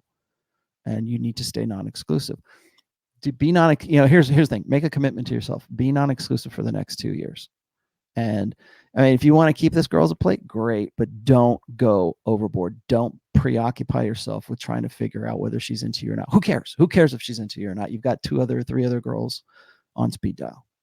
So stay non-exclusive.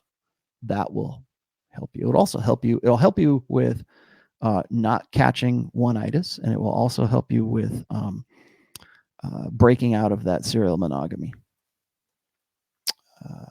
Let's see. I'm probably missing some here. What is this? Ooh, DKK, 50 DKKs. Is that Denmark? Denmark dollars? I don't know.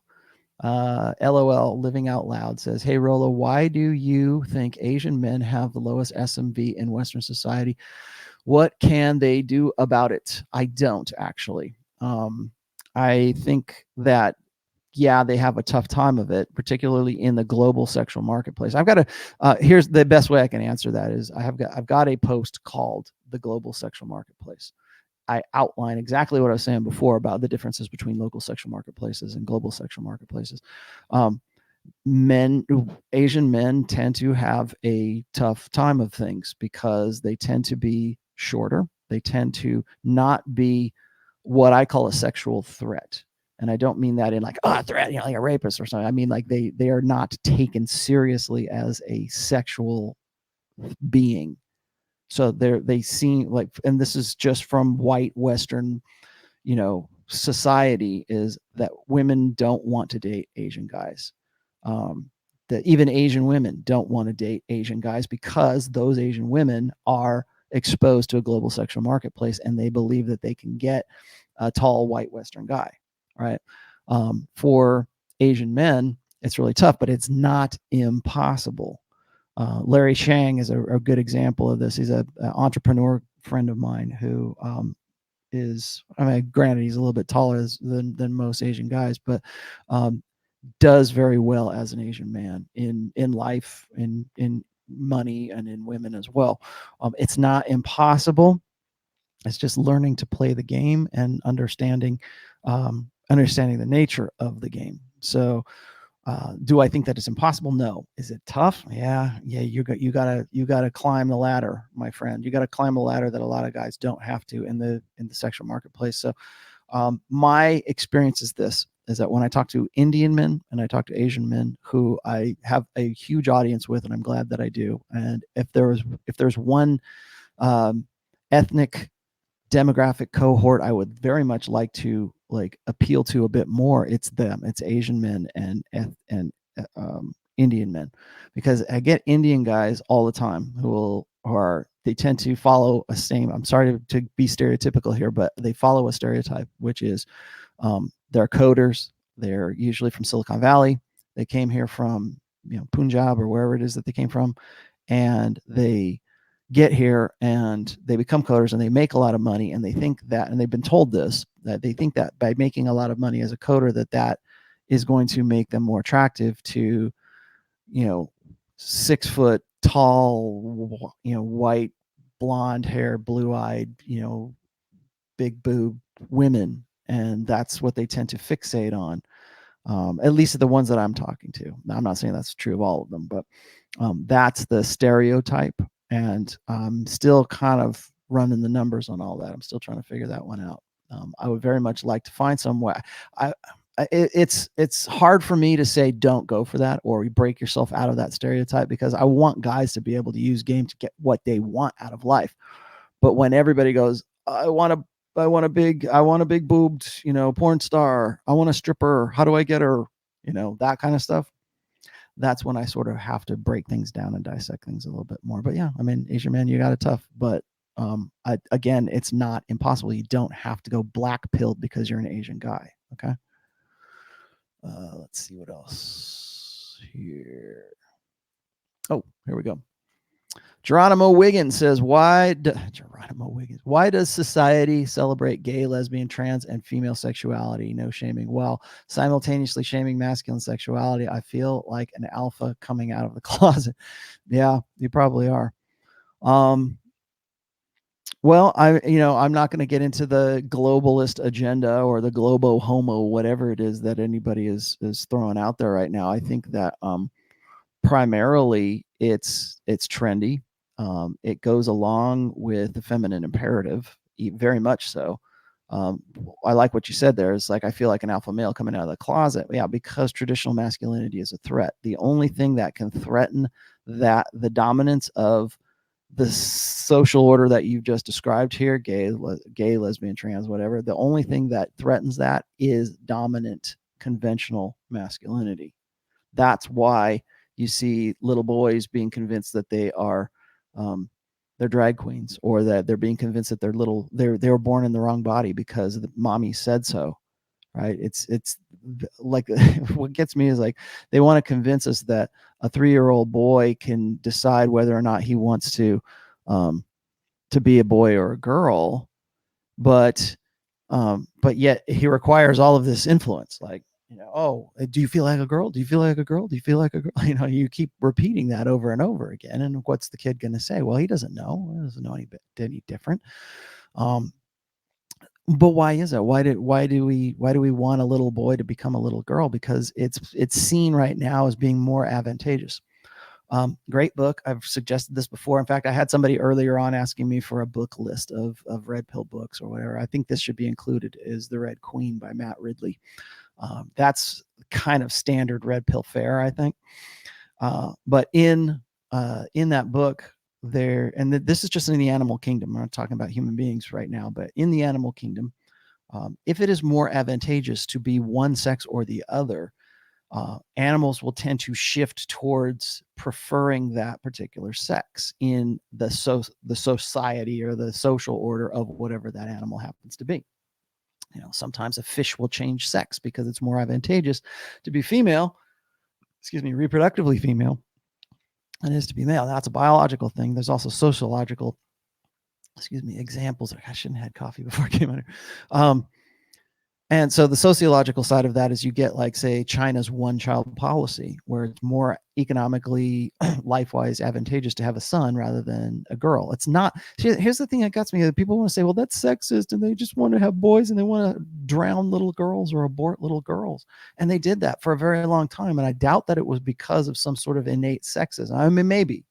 But it was because that's what was seen as the most pragmatic for families under the one-child policy because of overpopulation and all that. Now, of course, they're feeling the effects of that one-child policy. So for a long time in China, it was more advantageous to be a boy than a girl. That's what the whole story of Mulan was, right? The little girl who dressed up like a boy so she can live a boy's life.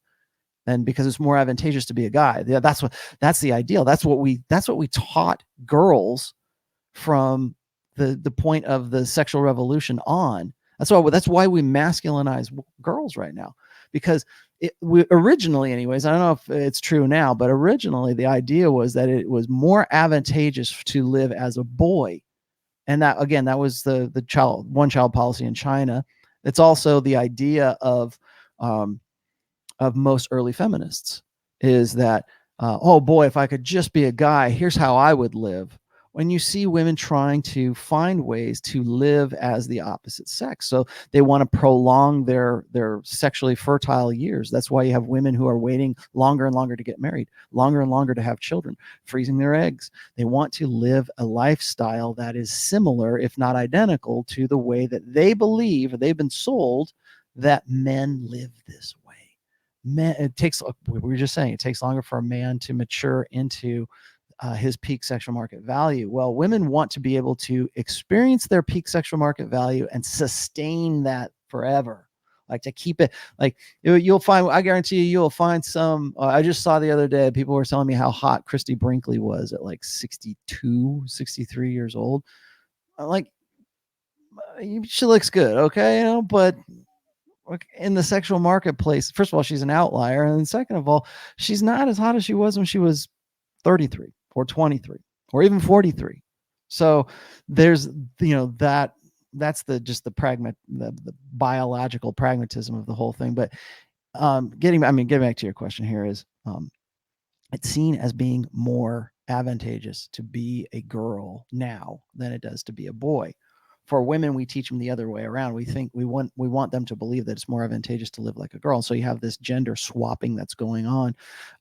And so right now, I think that the social order that you're talking about is really kind of the gynocentric social order. Whether gay men realize it or not, certainly lesbians do. Certainly trans, or why somebody needs to give me the stats on this. I'm going to have to dig this up, but it's my understanding that the highest number of trans people are biological male to female. Now, of course, that doesn't make any difference because we have 68 different genders, because we all believe in social constructionism and the blank slate. And of course, all of this social order falls down if you take away the blank slate. But why? Why is that? Why do we, why would it be more advantageous to be a girl right now? Well, I've said this before, why do we raise our boys as if they're defective girls? Well, first of all, there's 77% of their teachers are going to be female in the first place, who are going to teach them in a female fashion, who are going to teach them as if they're defective girls, who are going to, if the little boy acts out as a little boy, we're going to sedate him, we're going to drug him, we're going to punish him for acting like a little boy. We're not going to, if he acts like a little girl and he goes and he learns like a little girl, then we praise him for that. Why else? So why are we doing that? Because we want to disable conventional masculinity, because conventional masculinity is the only thing that challenges the power base of a feminine primary social order. So if you have men who are proud, unapologetically masculine men, and I don't mean hyper masculinity, I don't mean these are guys who just embrace their masculinity and they go with it. Some people are going to say, well, isn't that patriarchy?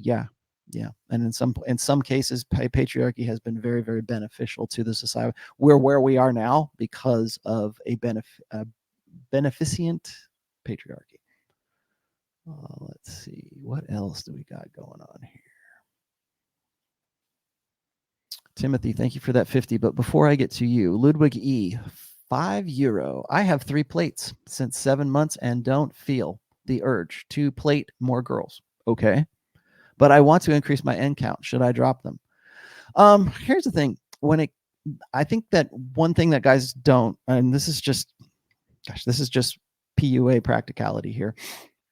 I think that when somebody reads plate theory, or they hear about like dating non-exclusively, they want to believe that they're going to be overwhelmed, right? They think that, oh man, I could never date 3 women. I could never date 4 women. How could I keep track of them? I wouldn't be able to keep track of all my lies. And I'm like, well, why are you lying to them? If you're spinning plates, you don't need to be lying to them. You need to be above board. And and we see this proven again and again, is that women will gladly share an alpha than be saddled with a faithful beta. So if you're that guy, if you're the guy that women are okay with sharing, be above board about the whole thing. Okay, so what happens then when you get 3 or 4 girls and you're above board with them? And people say, well, that's just too much headache. I only want to stick with one. No, you probably just simply don't have the skills to add to your roster anymore. If you have 3 plates, that's good. And you just started spinning plates, that's not too bad. I would stick with that. Just stay with that. If you want to increase your notch count, well, then rotate. Which one do you want to drop? Bring another one on. Maybe you up it to like 4, right? Maybe up to 5. And then you drop one and you bring in a new one. So like you have a rotation of women and you bring in a new one. If you can do that, if you're one of the guys who can at least pretend to have unlimited access to unlimited sexuality, if you are spinning plates, or I should say that if the plates are spinning themselves, then that should not be as big I mean, it's always going to be an object, but it won't be as big an object if women, here's the goal state of spinning plates is having plates spin themselves, is to be the high value guide amongst, like let's say you got 4 plates. Amongst those 4 plates, you need to be the highest value dude that each of these girls has in their life. Like they all want you. Like, what's funny is like I get so much shit for advocating for plate theory or advocating for dating non-exclusively, and then people go watch The Bachelorette or they'll go watch The Bachelor or something, right? Which is pretty much just dedicated to exactly what I'm talking about. It's one of the most highest viewed viewership, most accessible show in the history of TV, or at least in recent memory, anyways, right? But I'm an asshole for telling you guys to date non-exclusively. Okay.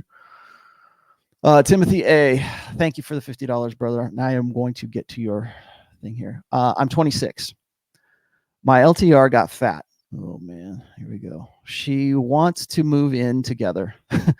No. I asked her to lose weight the past 7 months, but she hasn't. She lost 10 pounds the past 3 weeks and claims she's doing it for her health. 10 pounds. I want to give her a shot because she helped me through ED, through your erectile dysfunction. Is that what I'm getting, is ED with you? It sounds to me like she is contributing to your erectile dysfunction, if that's the case. A couple of things. If this isn't a goof, and it might be, who knows? I'm inclined to think it's not, though. If your LTR gets fat, first of all, you're 26. Why are you in an LTR? That's number one. Number two, why are you in an LTR with a girl who got fat? What is it about your LTR? What is it about living together? I would ask you this, Timothy, if you're still in the chat, how long have you been in an LTR with her? Because I think that's probably the bigger problem here. Guys, you guys leave out some freaking very important details here. The first thing I'm going to add, like when I go on Rich Cooper's Trainwreck show, or when I'm listening to it, and sometimes I lurk in there in the chat room. You got to ask the right questions, Rich. You got to ask the right questions, Sean, because the first thing that these guys are going to say is like, I'm in an LTR. I'm 26. Okay. Well, it's one thing if a guy's in an LTR and it's only been 6 months. It's another thing if he's been in an LTR for 6 years. So those, you got to ask the right questions. And guys, you're not fooling me by not including those details here. Okay. So she got fat. Usually if you are in a relationship and she was thin before and then she got fat, she didn't get fat overnight. Okay. She didn't get fat in 6 months. She got fat because you've been with her for a long time and you got comfortable and she got comfortable. That's why she's fat. She wants to move in together. No. Look at me. Look into my eyes.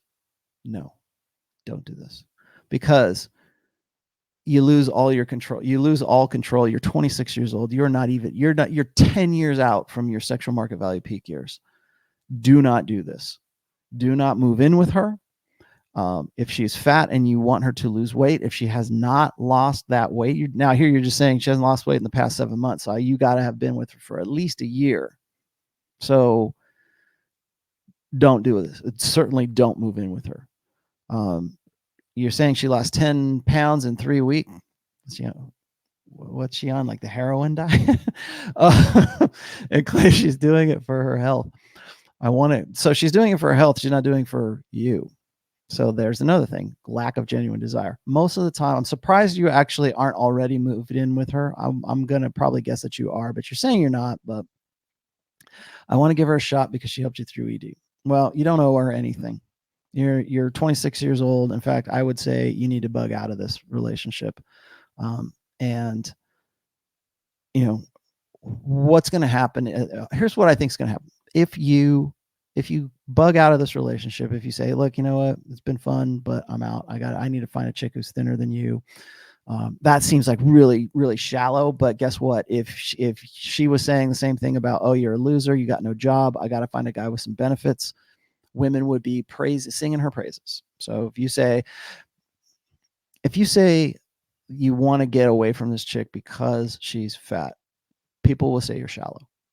Now, why is that? Well, because men aren't allowed to have preferences, first of all. And then second of all, that shallowness is only defined by the people who think that you should stick it out with a girl, right? They believe in the blank slate, right? They believe that that it's not what's on the outside that counts, it's what's on the inside that counts. And you should all feel good and have a nice warm cup of coffee together, right? Oh, no, you are entitled as a man to you. Here's the thing. The thing about men's prerequisite. Men have one prerequisite, well, really two, but one prerequisite, and that's she's got to be hot. She's got to be somebody who is attractive. And that's usually the only criteria. And she doesn't even need to be that hot. Like what I was talking about before in the misconceptions of hypergamy, a lot of people think that hypergamy only works one, or that doesn't work. It works both ways, and it doesn't, because people are always looking for that equal and opposite reaction. They think that if something's true for women, then it must be true for men. So if it's shallow to do that, they think that it would be shallow to be the other way. But don't listen to people when they call you shallow. You have the only one prerequisite that you are allowed to have, or you should be allowed to have, is that she's got to be hot. She's got to be in some way arousing to you for you to want to, stick it out with her.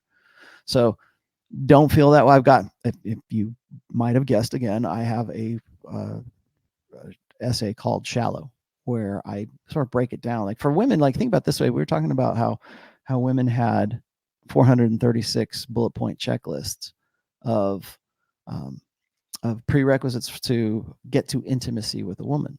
Men have 2. I'm drawing this, by the way, I'm drawing this idea straight out of Why Men Are the Way They Are by Warren Farrell. Men only have like 1 or 2 prerequisites. Like she's got to be sexually available, meaning usually not married, has to at least be in somewhat into, DTF, and she's got to be hot. For women, he's got to be funny, he's got to be industrious, he's got to love his mother, he's got to like puppy dogs, he's got to want children, he's got to come from a good family, he's got to have a good job, he's got to be humorous, he's got to all that kind of stuff. Though, so if that's the one prerequisite, it better be a damn important prerequisite. If she's got 430, and this is Royce, you have 436 prerequisites, and the guy's got 2, then those are very important. Those should be at least as important as the 436 combined. So when somebody says, "Oh, you're being shallow, you should care about what's on the inside with her, you should, stick it out with her." Well, obviously her genuine desire is not for you right now. In fact, she's not, even the 10 pounds that she lost wasn't for you. It was because of a health thing or whatever she was saying. So here, long story short, get out and go spin plates. That's the best advice I can give you. But the bigger picture is, it's not shallow for guys to want a hot girl, because that, if you take all 4, if you say that all of the things that women need in a guy, the 436 bullet point checklist, if you take all of that and you say that's the most important thing for women, they got to have all of these things. Then if you just say, okay, for men, we got hot and we got available, then though that hot and available has to be at least the same, strength, of the same equity as the 436 that woman has. So yes, you're damn right. And you know what? Women will still try to talk you out of that. They will still try to say, "Oh, you're shallow." All right. I got some more Canadian dollars. I guess I need to go to Canada to sell or to spend them. What else is in here? If I'm missing any of you guys, I totally apologize, but there we go. Red Man Anon, another $9.99. Thank you. So a broke, young, attractive dude can get laid with women in their peak age with genuine desire, and a man's peak age is mostly for average guys to catch up with their career to be able to compete. Not necessarily. I think that, remember, when you are in your, I'll give you an example. Like from my story, from my rock star 20s, I did not need to have money to get laid. And this is my infamous story. All I had was a little beat up white Toyota pickup. I had a bass amp, a bass, and whatever I had, collectively in my kitchen in my one bedroom studio apartment in North Hollywood. And that was all I had. And that the majority of my notch count came from the days I was probably at my poorest.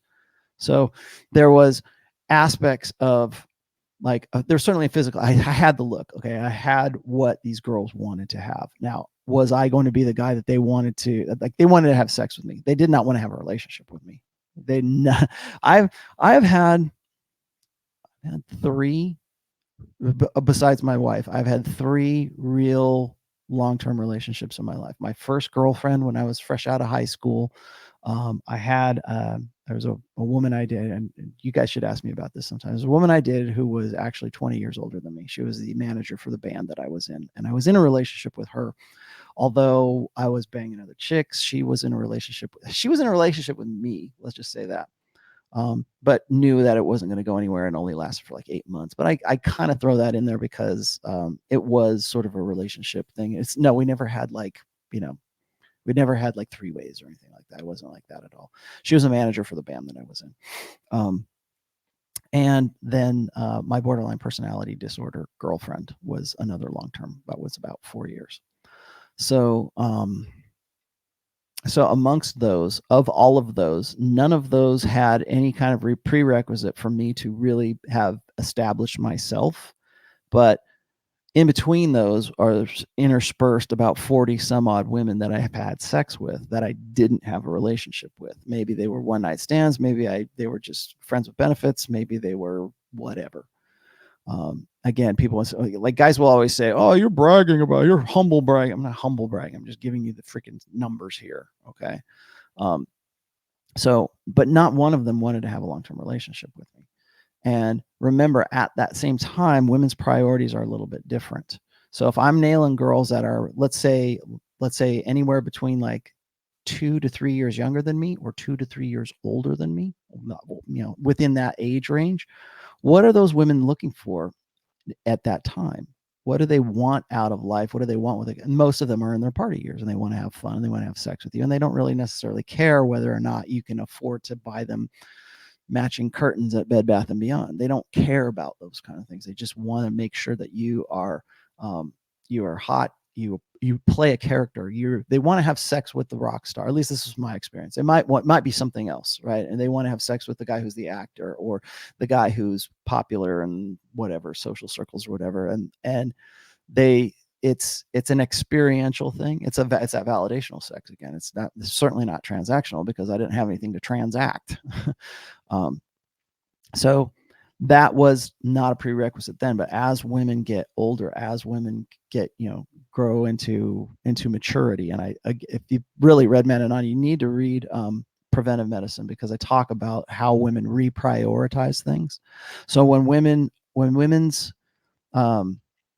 sexual market value decays, as it is on its descent, that's when they start to reprioritize what it is that they're looking for.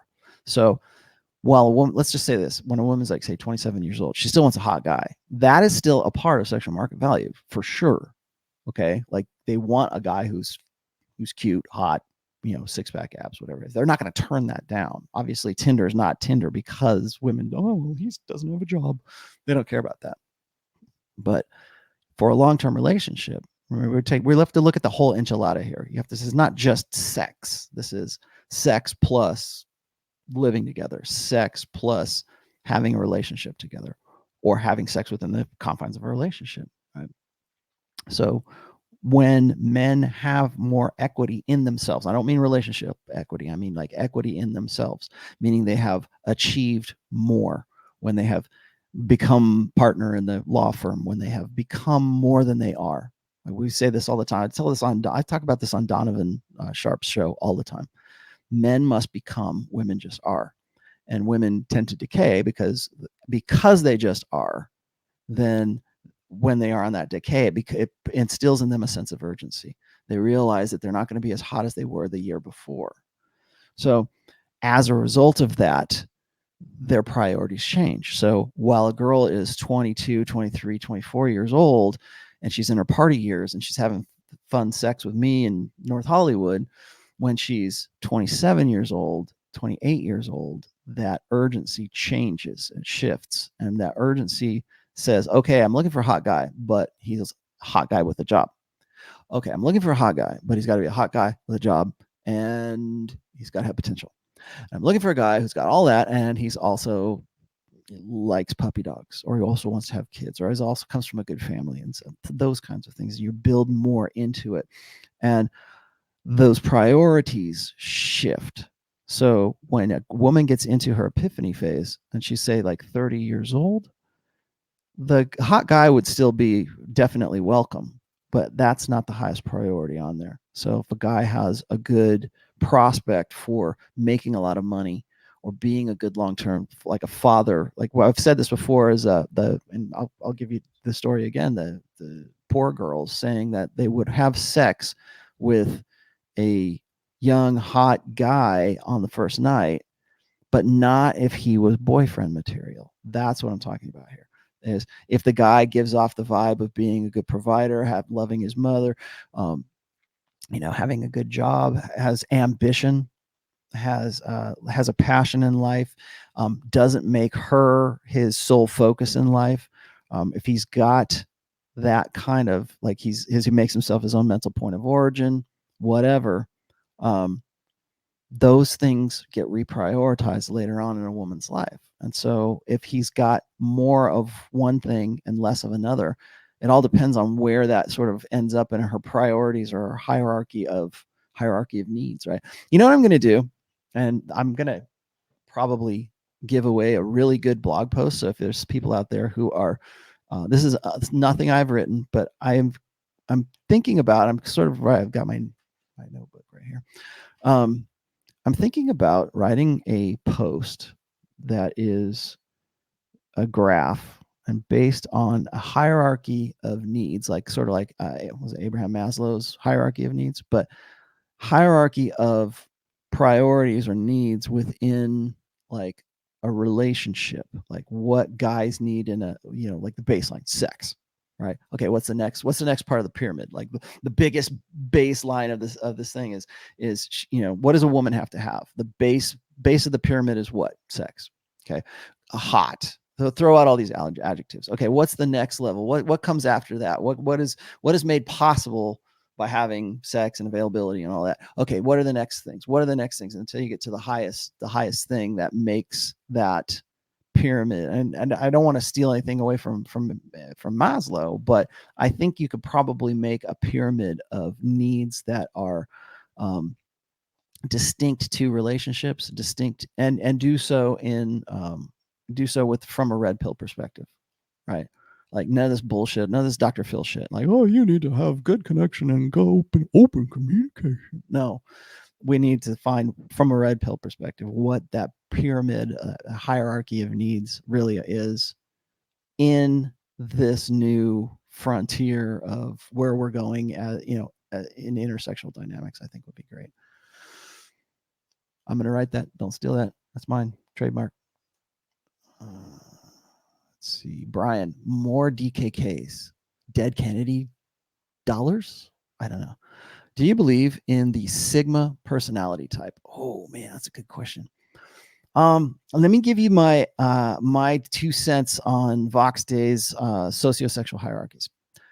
Vox and I have been friends for a long time. There's things I disagree with him about, particularly when it comes to evolution, but I probably agree with him about 85% of the time on what he talks about.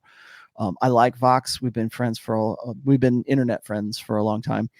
I think I'm probably still like linked on one of his blog rolls for Alpha Game, which I think I don't know if he's given up on that blog or not. I think he's sort of gone more religious lately, and good, more power to him. At least I feel when I hear that Vox is like more religious, and then I hear Roosh I'm more inclined to believe Vox. But he has this, and he's done a great series of videos on sociosexual hierarchies.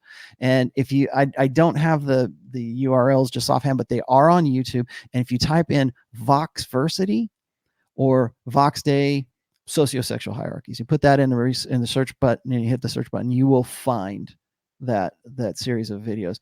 And he goes into like he breaks things down probably a little bit more than I think is necessary. But some people, it's not that I don't agree with him, I do. But I think when I talk about alphas and betas, I do so from a need for abstracts, from a need for like placeholder terms. We have to be able to know what an alpha is, so that we can move on and we can talk about other principles that say, okay, an alpha is dominant guy. Okay, great. Okay, put that off. We're just going to use alpha as that term. That's where I come into alpha and beta and all that. Vox breaks it down into sociosexual hierarchies, and I love it too. Now, I don't use these very often because, again, I think it's probably going into too much minutia than what's really necessary for me. Might not be for him, but he'll talk about alphas. He'll talk about betas. He'll talk about deltas. He'll talk about gammas. He'll talk about the sigma, and the omega male. The omega male is like the bottom of the heap. That's the furry of the internet, right? That's the guy who is just like so far gone. That's the guy who is like Alex. Those are the incels, right? Omegas are the incels. They're so hopeless, and they've confirmed for themselves that they're hopeless, that is what defines their actions. I'm not gonna I can't go into because there's so much detail in all of these, but the sigma personality is it's like an alpha, but it's the lone wolf. It's the guy who doesn't have a lot of social interactions, doesn't have a tribe. He's sort of the alpha without a tribe. He's the guy who is like, he's the Fonz, right? He's still hot and the girls love him, and he is definitely alpha, but he doesn't follow the crowd kind of thing. And he's like I say, he's an alpha without a tribe. And I think definitely that archetype exists. I would still just say the guy's an alpha, because I boil down alpha and beta to mindsets. So alpha is a mindset, not a demographic. But if you insist on adding demographics, then you can get into sociosexual hierarchies, which is what he talks about. Definitely think that sigma is a thing. I think that a lot of people get this wrong. They think that Vox created the sigma personality type to fit himself, like he wants to fit himself into that. I'm not sure that Vox would actually agree with that right now. Maybe he did, but go check out his stuff. I'm just going to leave it at that, but go check out Voxversity. It's called Sociosexual Hierarchies, and you'll get more information on that. I think that there's something to it.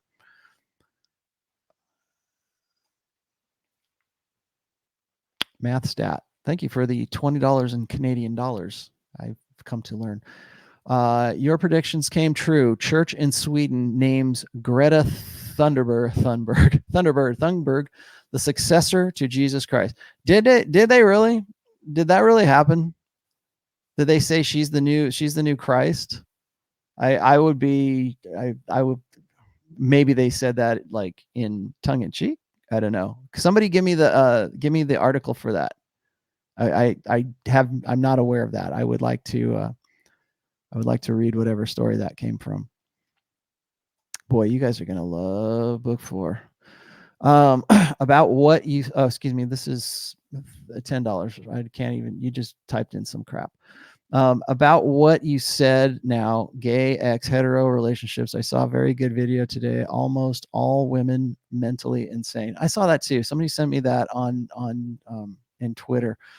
Are all okay? Here's the thing. The thing that I got about from that, I only watched like the first 2 minutes of that video. Are all women mentally insane? No, but here's the thing: if they are, it's got to be men's fault, right? It's because men allowed them to. It's because the reason that we're in the horrible situation that we're in today is because men didn't man up, and they didn't, that, grab their women by the scruff of the neck and guide them out of the room, that kind of stuff. It's like, no, women have agency. I'm sorry to say, women do have agency, for as much as we want to believe that they don't. Because I'm not saying that men don't have responsibility for the state of the sexual marketplace and the state of our socio-sexual, political landscape. We do. We bear some of that for sure. But I'm not ever going to say that it's all men. It's all on men. Women make actions. Women take actions. Women should be held to the same standard of justice that men are, but we don't.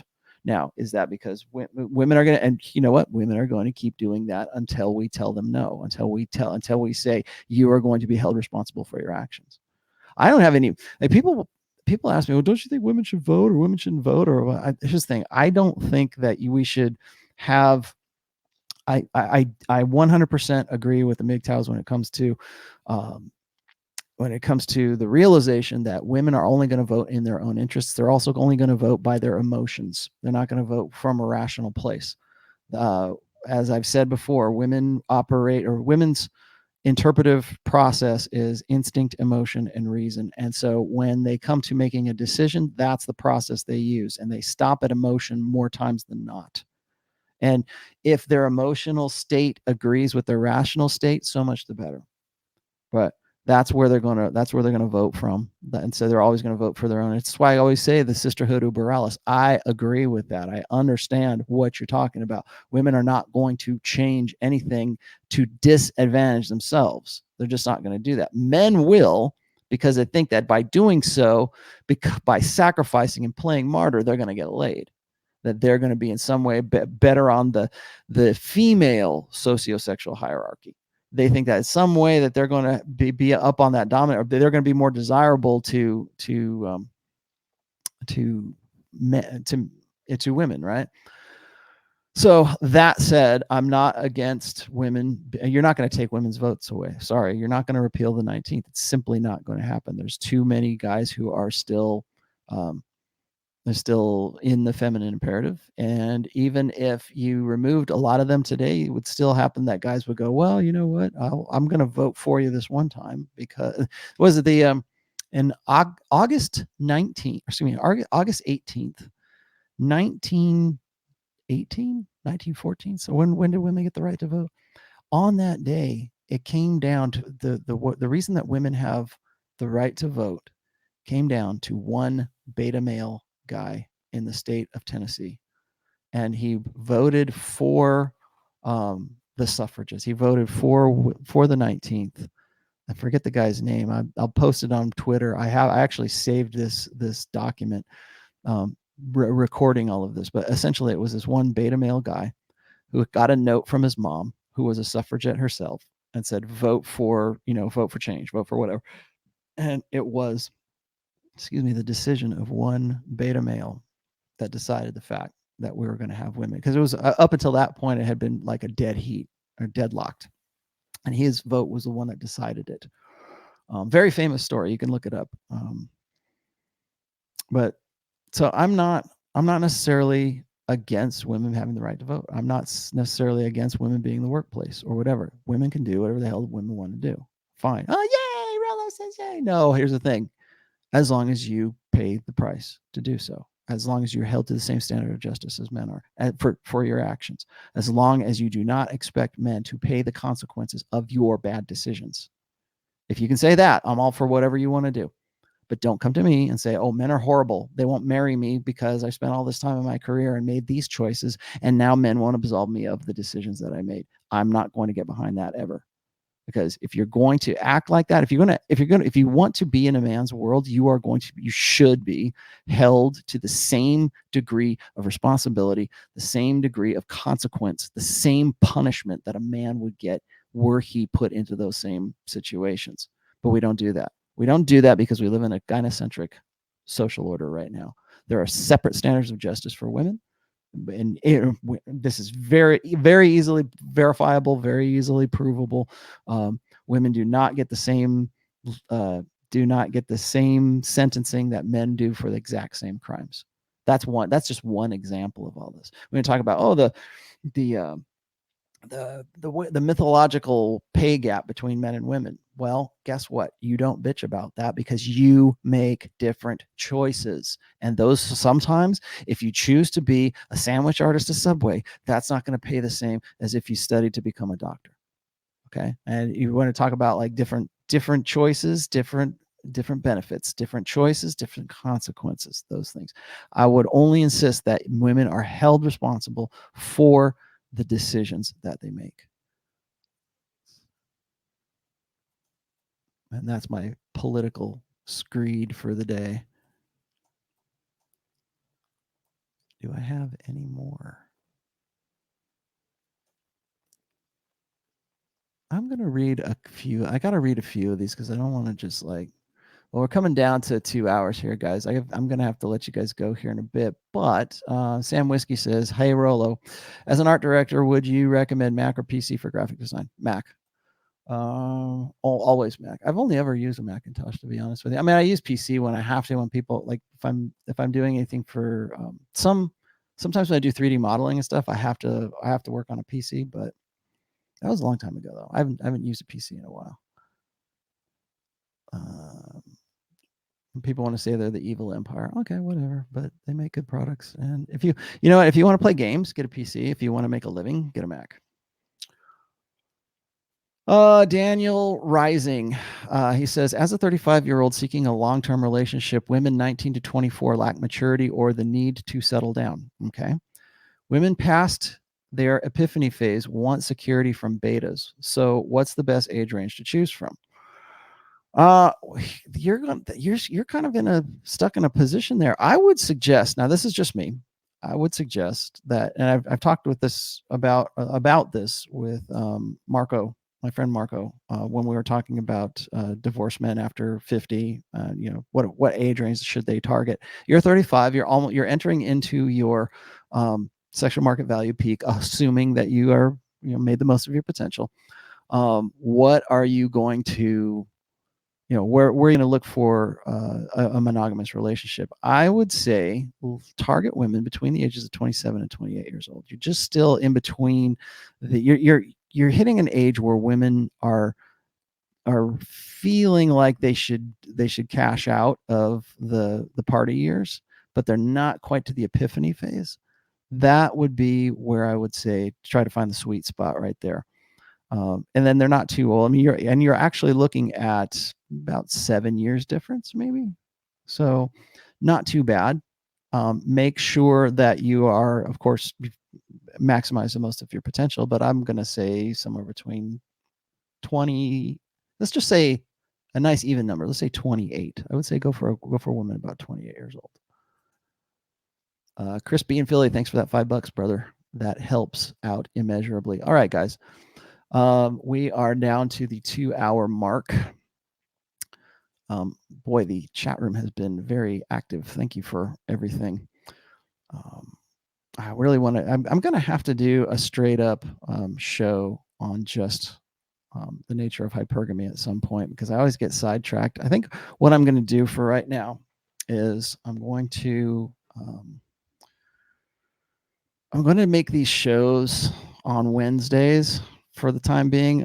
Like I said, I changed up the show because I'm sorry, Saad, give me your question again, man. Please answer my super chat question. Thanks. I must have passed it. Throw it back to me one more time. I'll answer it right now. Let's see. Crispy and Philly. If you can repeat it, I'll get to it right now. But I was just going to say is I'm going to do these. I think Wednesday works a little bit better for me. If that doesn't work, if you'd rather have it on Thursday, put a comment in the chat and let me know what days work best for you, because I want this to be a regular thing. I'll do Q&As. I was thinking about doing a phone-in thing, like doing Blog Talk Radio, kind of similar to what Rich does. But again, that's a lot of redirections. So it requires a lot of, like, I have to multitask like crazy. I'm the only person in here right now. So but the other thing is, like, I think I can be a little bit more serviceable when, oh, thank you. Let me see. Okay, here we go. So it's all right. I got it now. Thank you, Sam, for that. Sad says, okay, your take on why girl settle down with loser and rejects guy who seems successful because she feels more secure with him.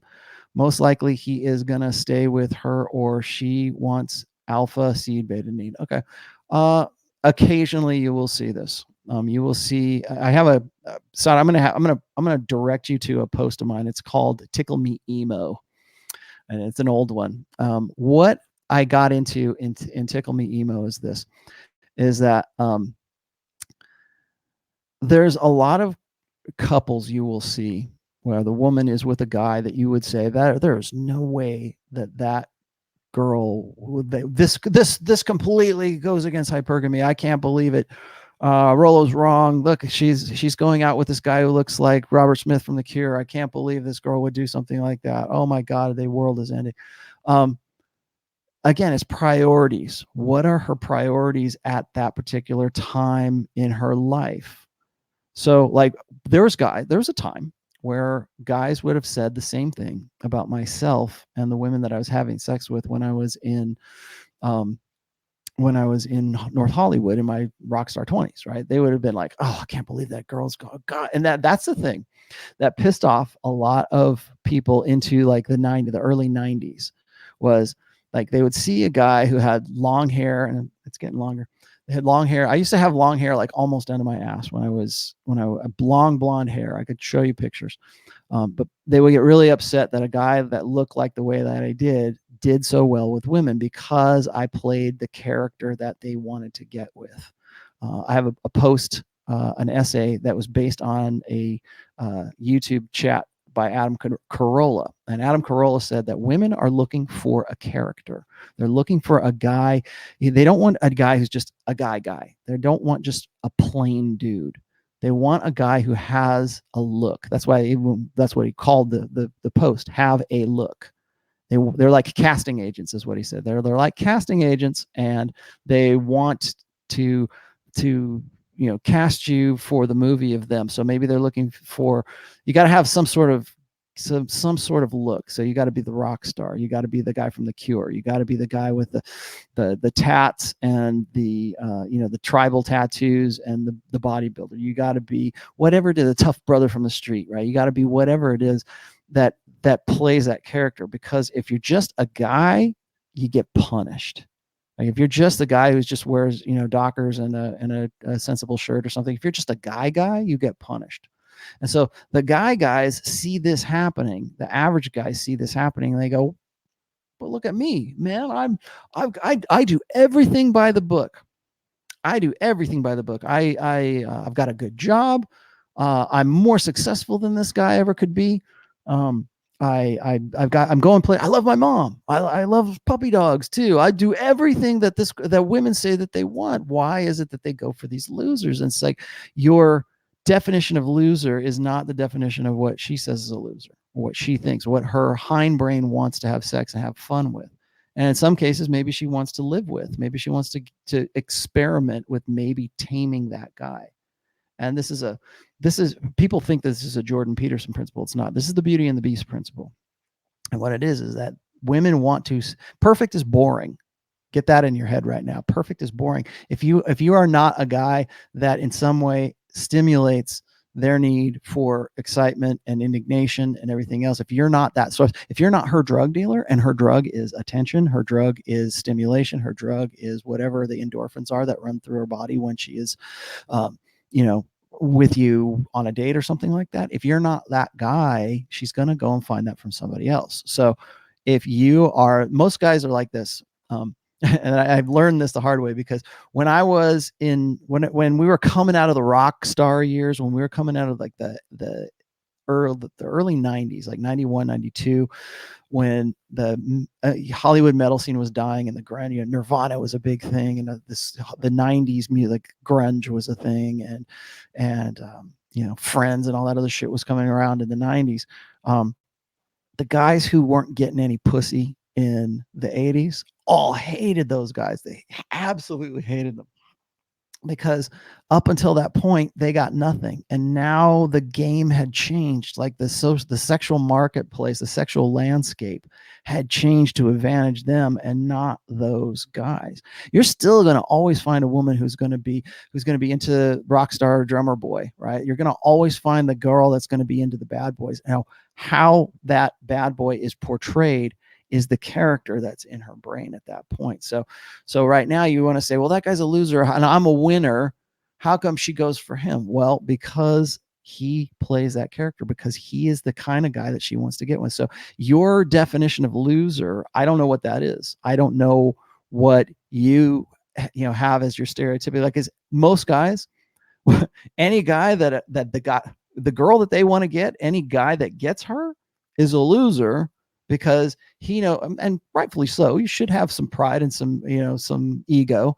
I don't believe in killing your ego. I think actually ego is a good thing, but your ego is not going to ever let you it's not going to ever let you say, if you have if you got a strong ego, if he's never going to say, oh yeah, that guy's way better than me, yeah, he should have her.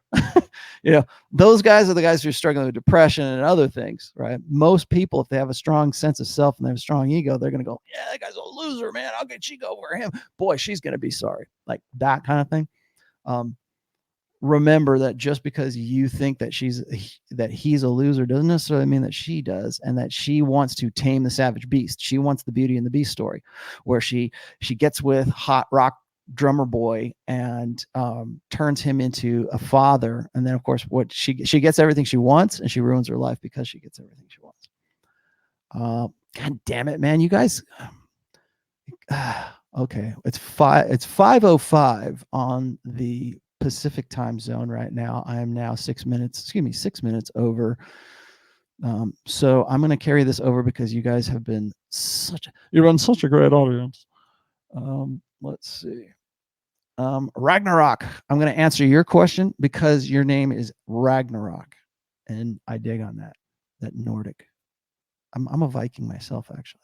I'm 45. I'm a 45 plus coder and come from a dysfunctional family with a narcissistic father. I've accepted that I may never be in a relationship. Any advice? Spin more plates. If that's where you're at, if you honestly believe that about yourself, spin more plates. Stay non-exclusive, and learn more about the sexual marketplace. Learn more about women. Learn more about the nature of women. Okay, if you come from a dysfunctional family, here's the good news. At least you know. At least you understand that and you accept that. All right. I may never be in a relationship. Okay. I will tell you this right now, and I don't think this will make you feel any better, but I'll tell you this right now, that and I've said this before many times, if I were to find myself single tomorrow, if I were to be divorced tomorrow, or God forbid, my wife died tomorrow, I would never have another relationship. And that's not like, oh, it's so romantic. No, I don't want, in this sexual marketplace, in this landscape, this environment of men and women and intersexual dynamics right now, dude, I feel for you, man. I really do. Here's the thing. Don't lose hope. Don't lose hope for living a better life, even if you think that you're going to resign yourself to never being in a relationship. Okay. You're in a prime, understand this. If you understand all that about yourself, understand this. If your dad was a narcissist, fine, fuck him. You don't need, slay the overbearing father. That's from my post Promise Keepers. Slay the overbearing father.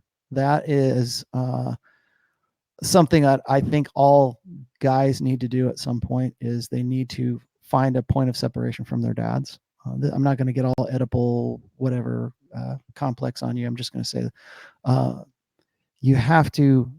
every guy has to at some point make a distinction between himself and his father, or his mother, in that case, depending on who the dominant personality is in the family. You've got to do that. if you're telling me this, it's probably because you still in some way have some sort of link or some sort of connection back to him, and you're blaming whatever it is. Here's the thing, don't blame your own problems on your dad and his narcissistic personality disorder. Get over it. Move on, become better, be better than you were the day before. Stay non-exclusive. If you think that that's going to happen, you know what? Go with that. And here's the thing is, if it works out for you, if you suddenly meet some woman and, you know, maybe she's at 45, she's probably gonna have some baggage or something. I certainly have a kid or two.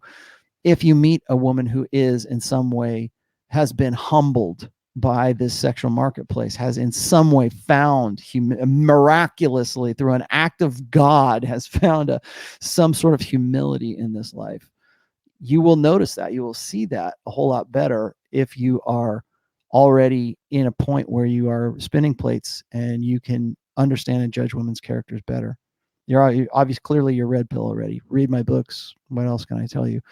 But if you think you're going to never be in a relationship, go with that, embrace that, but don't get despondent because of that. You can still be very strong. You can still, like, get to the gym, stay on top of your game, man. Get to the gym. You know, read a lot, and don't just read red pill stuff. Read stuff that is like, for lack of a better term, read stuff that is edifying to you. I don't mean philosophy. I don't mean like the minds of the ancients or something. I mean, whatever is, like, to me, like if I read Dune, the book Dune, that's edifying to me, because I know it's fiction, but there's a lot of really good lessons in that. So you don't necessarily have to read like these, highbrow, whatever books. Read, stay on top of your games. Make sure you stay physical. Make sure you're dating. Make sure you expand your networks, expand your tribes. I'm going to announce this anyways. I'm playing in a new musical project right now. And if you have been following my Twitter feed, I was actually asking for some advice on buying a 7-string guitar, but I had to like stop myself when I was doing this. I'm like, you know what? I have a new tribe. This is my new tribe, is the guys that I'm playing with right now. And it's great. And it's great to have something. It's great to have like either a hobby or an art or whatever passion that other guys share. And it could be other women too. Other people share. And then you form a tribe around whatever that is. Mostly guys do this. Women will just get together and communicate for the sake of community. They'll form social networks for the sake of doing so. Men have to have a focus and something to build together before they go and they build those tribes. Look for tribes, even if the tribe's at the gym, it's tribe at the church, the tribe at the, your band, the tribe, maybe it's your friends at the bar. I don't care. Whatever your tribe is, focus on those and understand that they are tribes. I don't think a lot of people like I can talk to guys that I work with, like graphic designers, artists in general are another sub tribe that I belong to. And look for your tribes, because that's where your support is going to be when you feel bad and shit. I'm not saying go MGTOW. I don't think you should go MGTOW. I think you should spin plates. Be careful, but spin plates. Do so conscientiously. So, Unchained gives me $10. Thanks, man. My friend took the black pill. I'm sorry. He got into an LTR and it ended horribly. His mom is like a train wreck wife. What can I do to help him becoming like Elliot Rodgers and give him gifting him the TRM, my book save him. I'm not going to guarantee you that it's going to save him. It's going to certainly, I know that it has prevented guys from committing suicide because they've accepted it. Now, here's the thing about my book, and I'm going to end it with this. The thing about my book is, as Rich Cooper has said, it is like drinking from a fire hose when it comes to like the information that I go into and everything. It's a lot to eat and accept and swallow all at once. If you're not ready for that, and most guys simply aren't, if you're not ready for it, it can put you in a state of mind where you think that you are hopeless, because what you will do is you will say, oh, if this is the nature of women, then I'm doomed. If he's already black pill, then he's going to believe that he is doomed. So read it and talk to him about it. Make sure that that was the whole point of my book, was to make sure that people are talking about the ideas in that book. in what I talk about. A lot of people say, well, I've always thought of this stuff, but I never had the words to articulate it. Okay, good. I'm glad. I'm glad that I've helped you. I'm glad that you have benefited from what it is that I do. But remember that that's not a cure. You have to put that stuff into practice, and you have to, like, I have a post called New Hope. And New Hope is this, is most guys, when they get despondent or they go black pill, it's because they don't cross the abyss. And the abyss is this, is that you unplug from the blue pill and you unplug from the matrix, and you accept the reality of what, the new reality of what the red pill's making. You put on the red pill lens, right?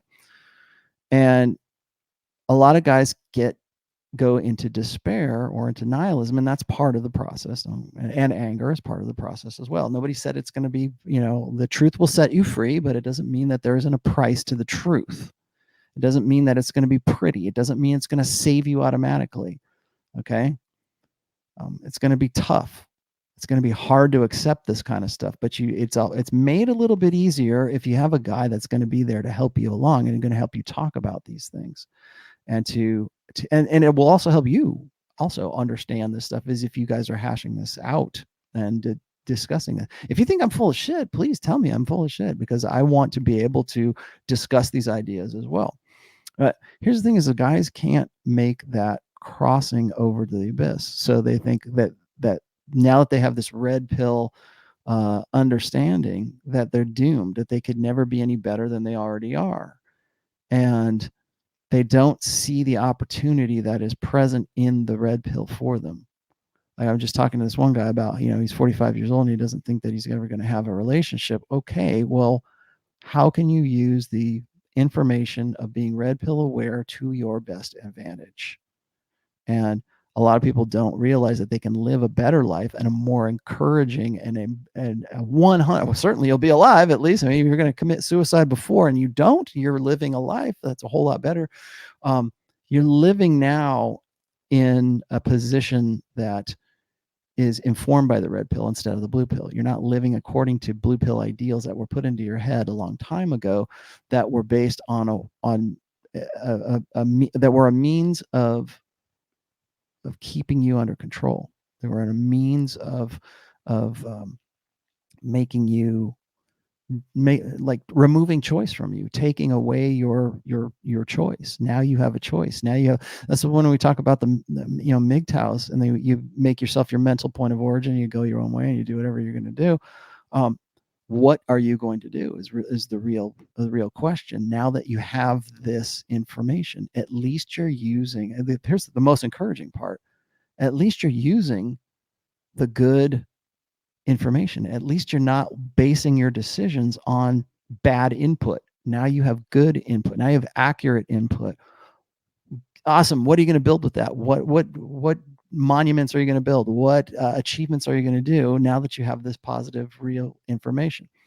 I've said this before, that I attribute the success, like a majority of the success that I have with my wife and in my family, because I had accurate information with which to use. So I chose to use it in the lifestyle that I am in. I made the decision to get married like long before I was red pill. I mean, I was, I had some inclination, but I was still operating from blue pill ideals when I got married. Then, of course, later on, I become Royal Tomasi. I'm writing what I am. I use that information to better my life.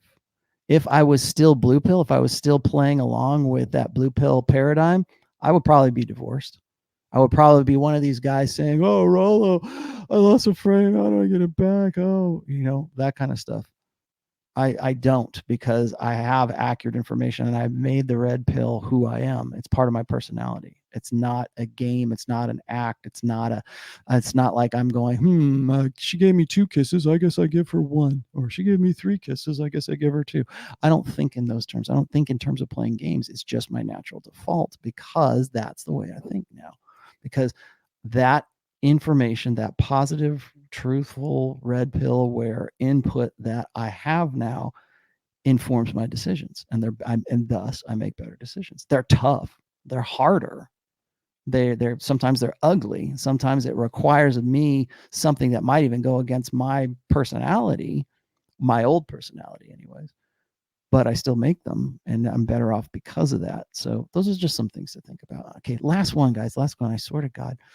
I am one of the guys, this is Currency Trader 1980, 20 Canadian dollars. I am one of the guys that literally took the gun out of his mouth after reading your books. Thank you for saying that. I just wanted to say thank you. It's 3.5 years later and life has never been better. Please have a drink on me. Well, if I was drinking, I would, but I'll tell you what, I'll go have a non-alcoholic cream soda or something. How's that? Anyways, thanks for that. I'm going to end it on that. That's fantastic.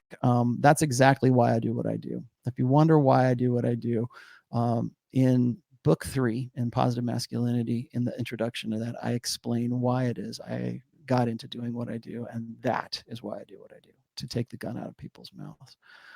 I don't think another guy needs to hang himself or shoot himself or whatever because they had bad information, because they had that blue pill conditioning that led them to believe that the only exit is with a gun, is the only, they can't live without her.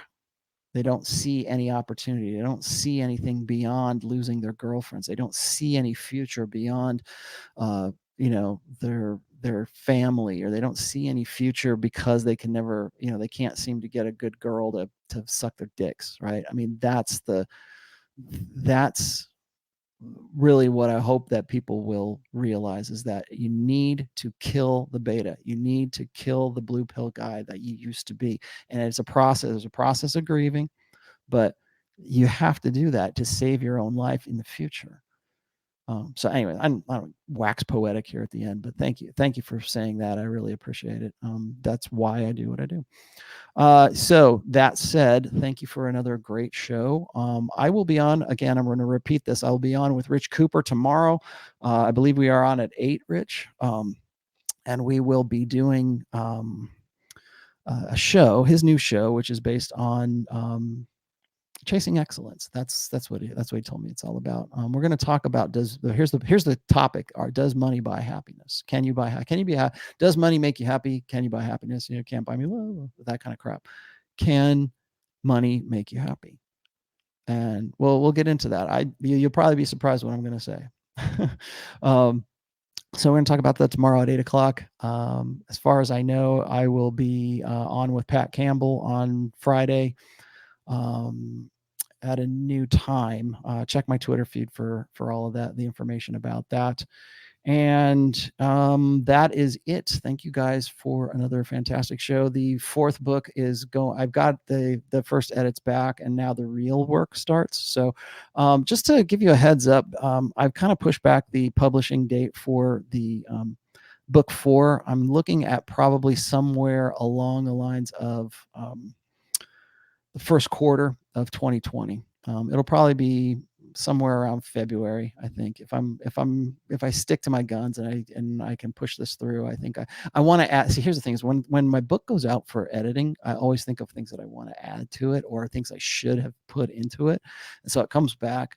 I see the editing, I do all the stuff that I'm doing, and then I'll go and add stuff, which then of course it becomes a new process of editing. So this is a really interesting book for me because it's the first one that I'm not lifting all my old material and working on. I'm actually, this is I would say, I mean, I'm not going to say that there aren't posts in it, there are, but I would say a good 80% of the material in the 4th book is all original material, and 20% will probably be stuff I've talked about in the past, or be posts. I always do that. I always put my old posts in there. So anyways, that is it. Thank you guys. I will see you guys next week. Look for me on Wednesday, this same time. Okay.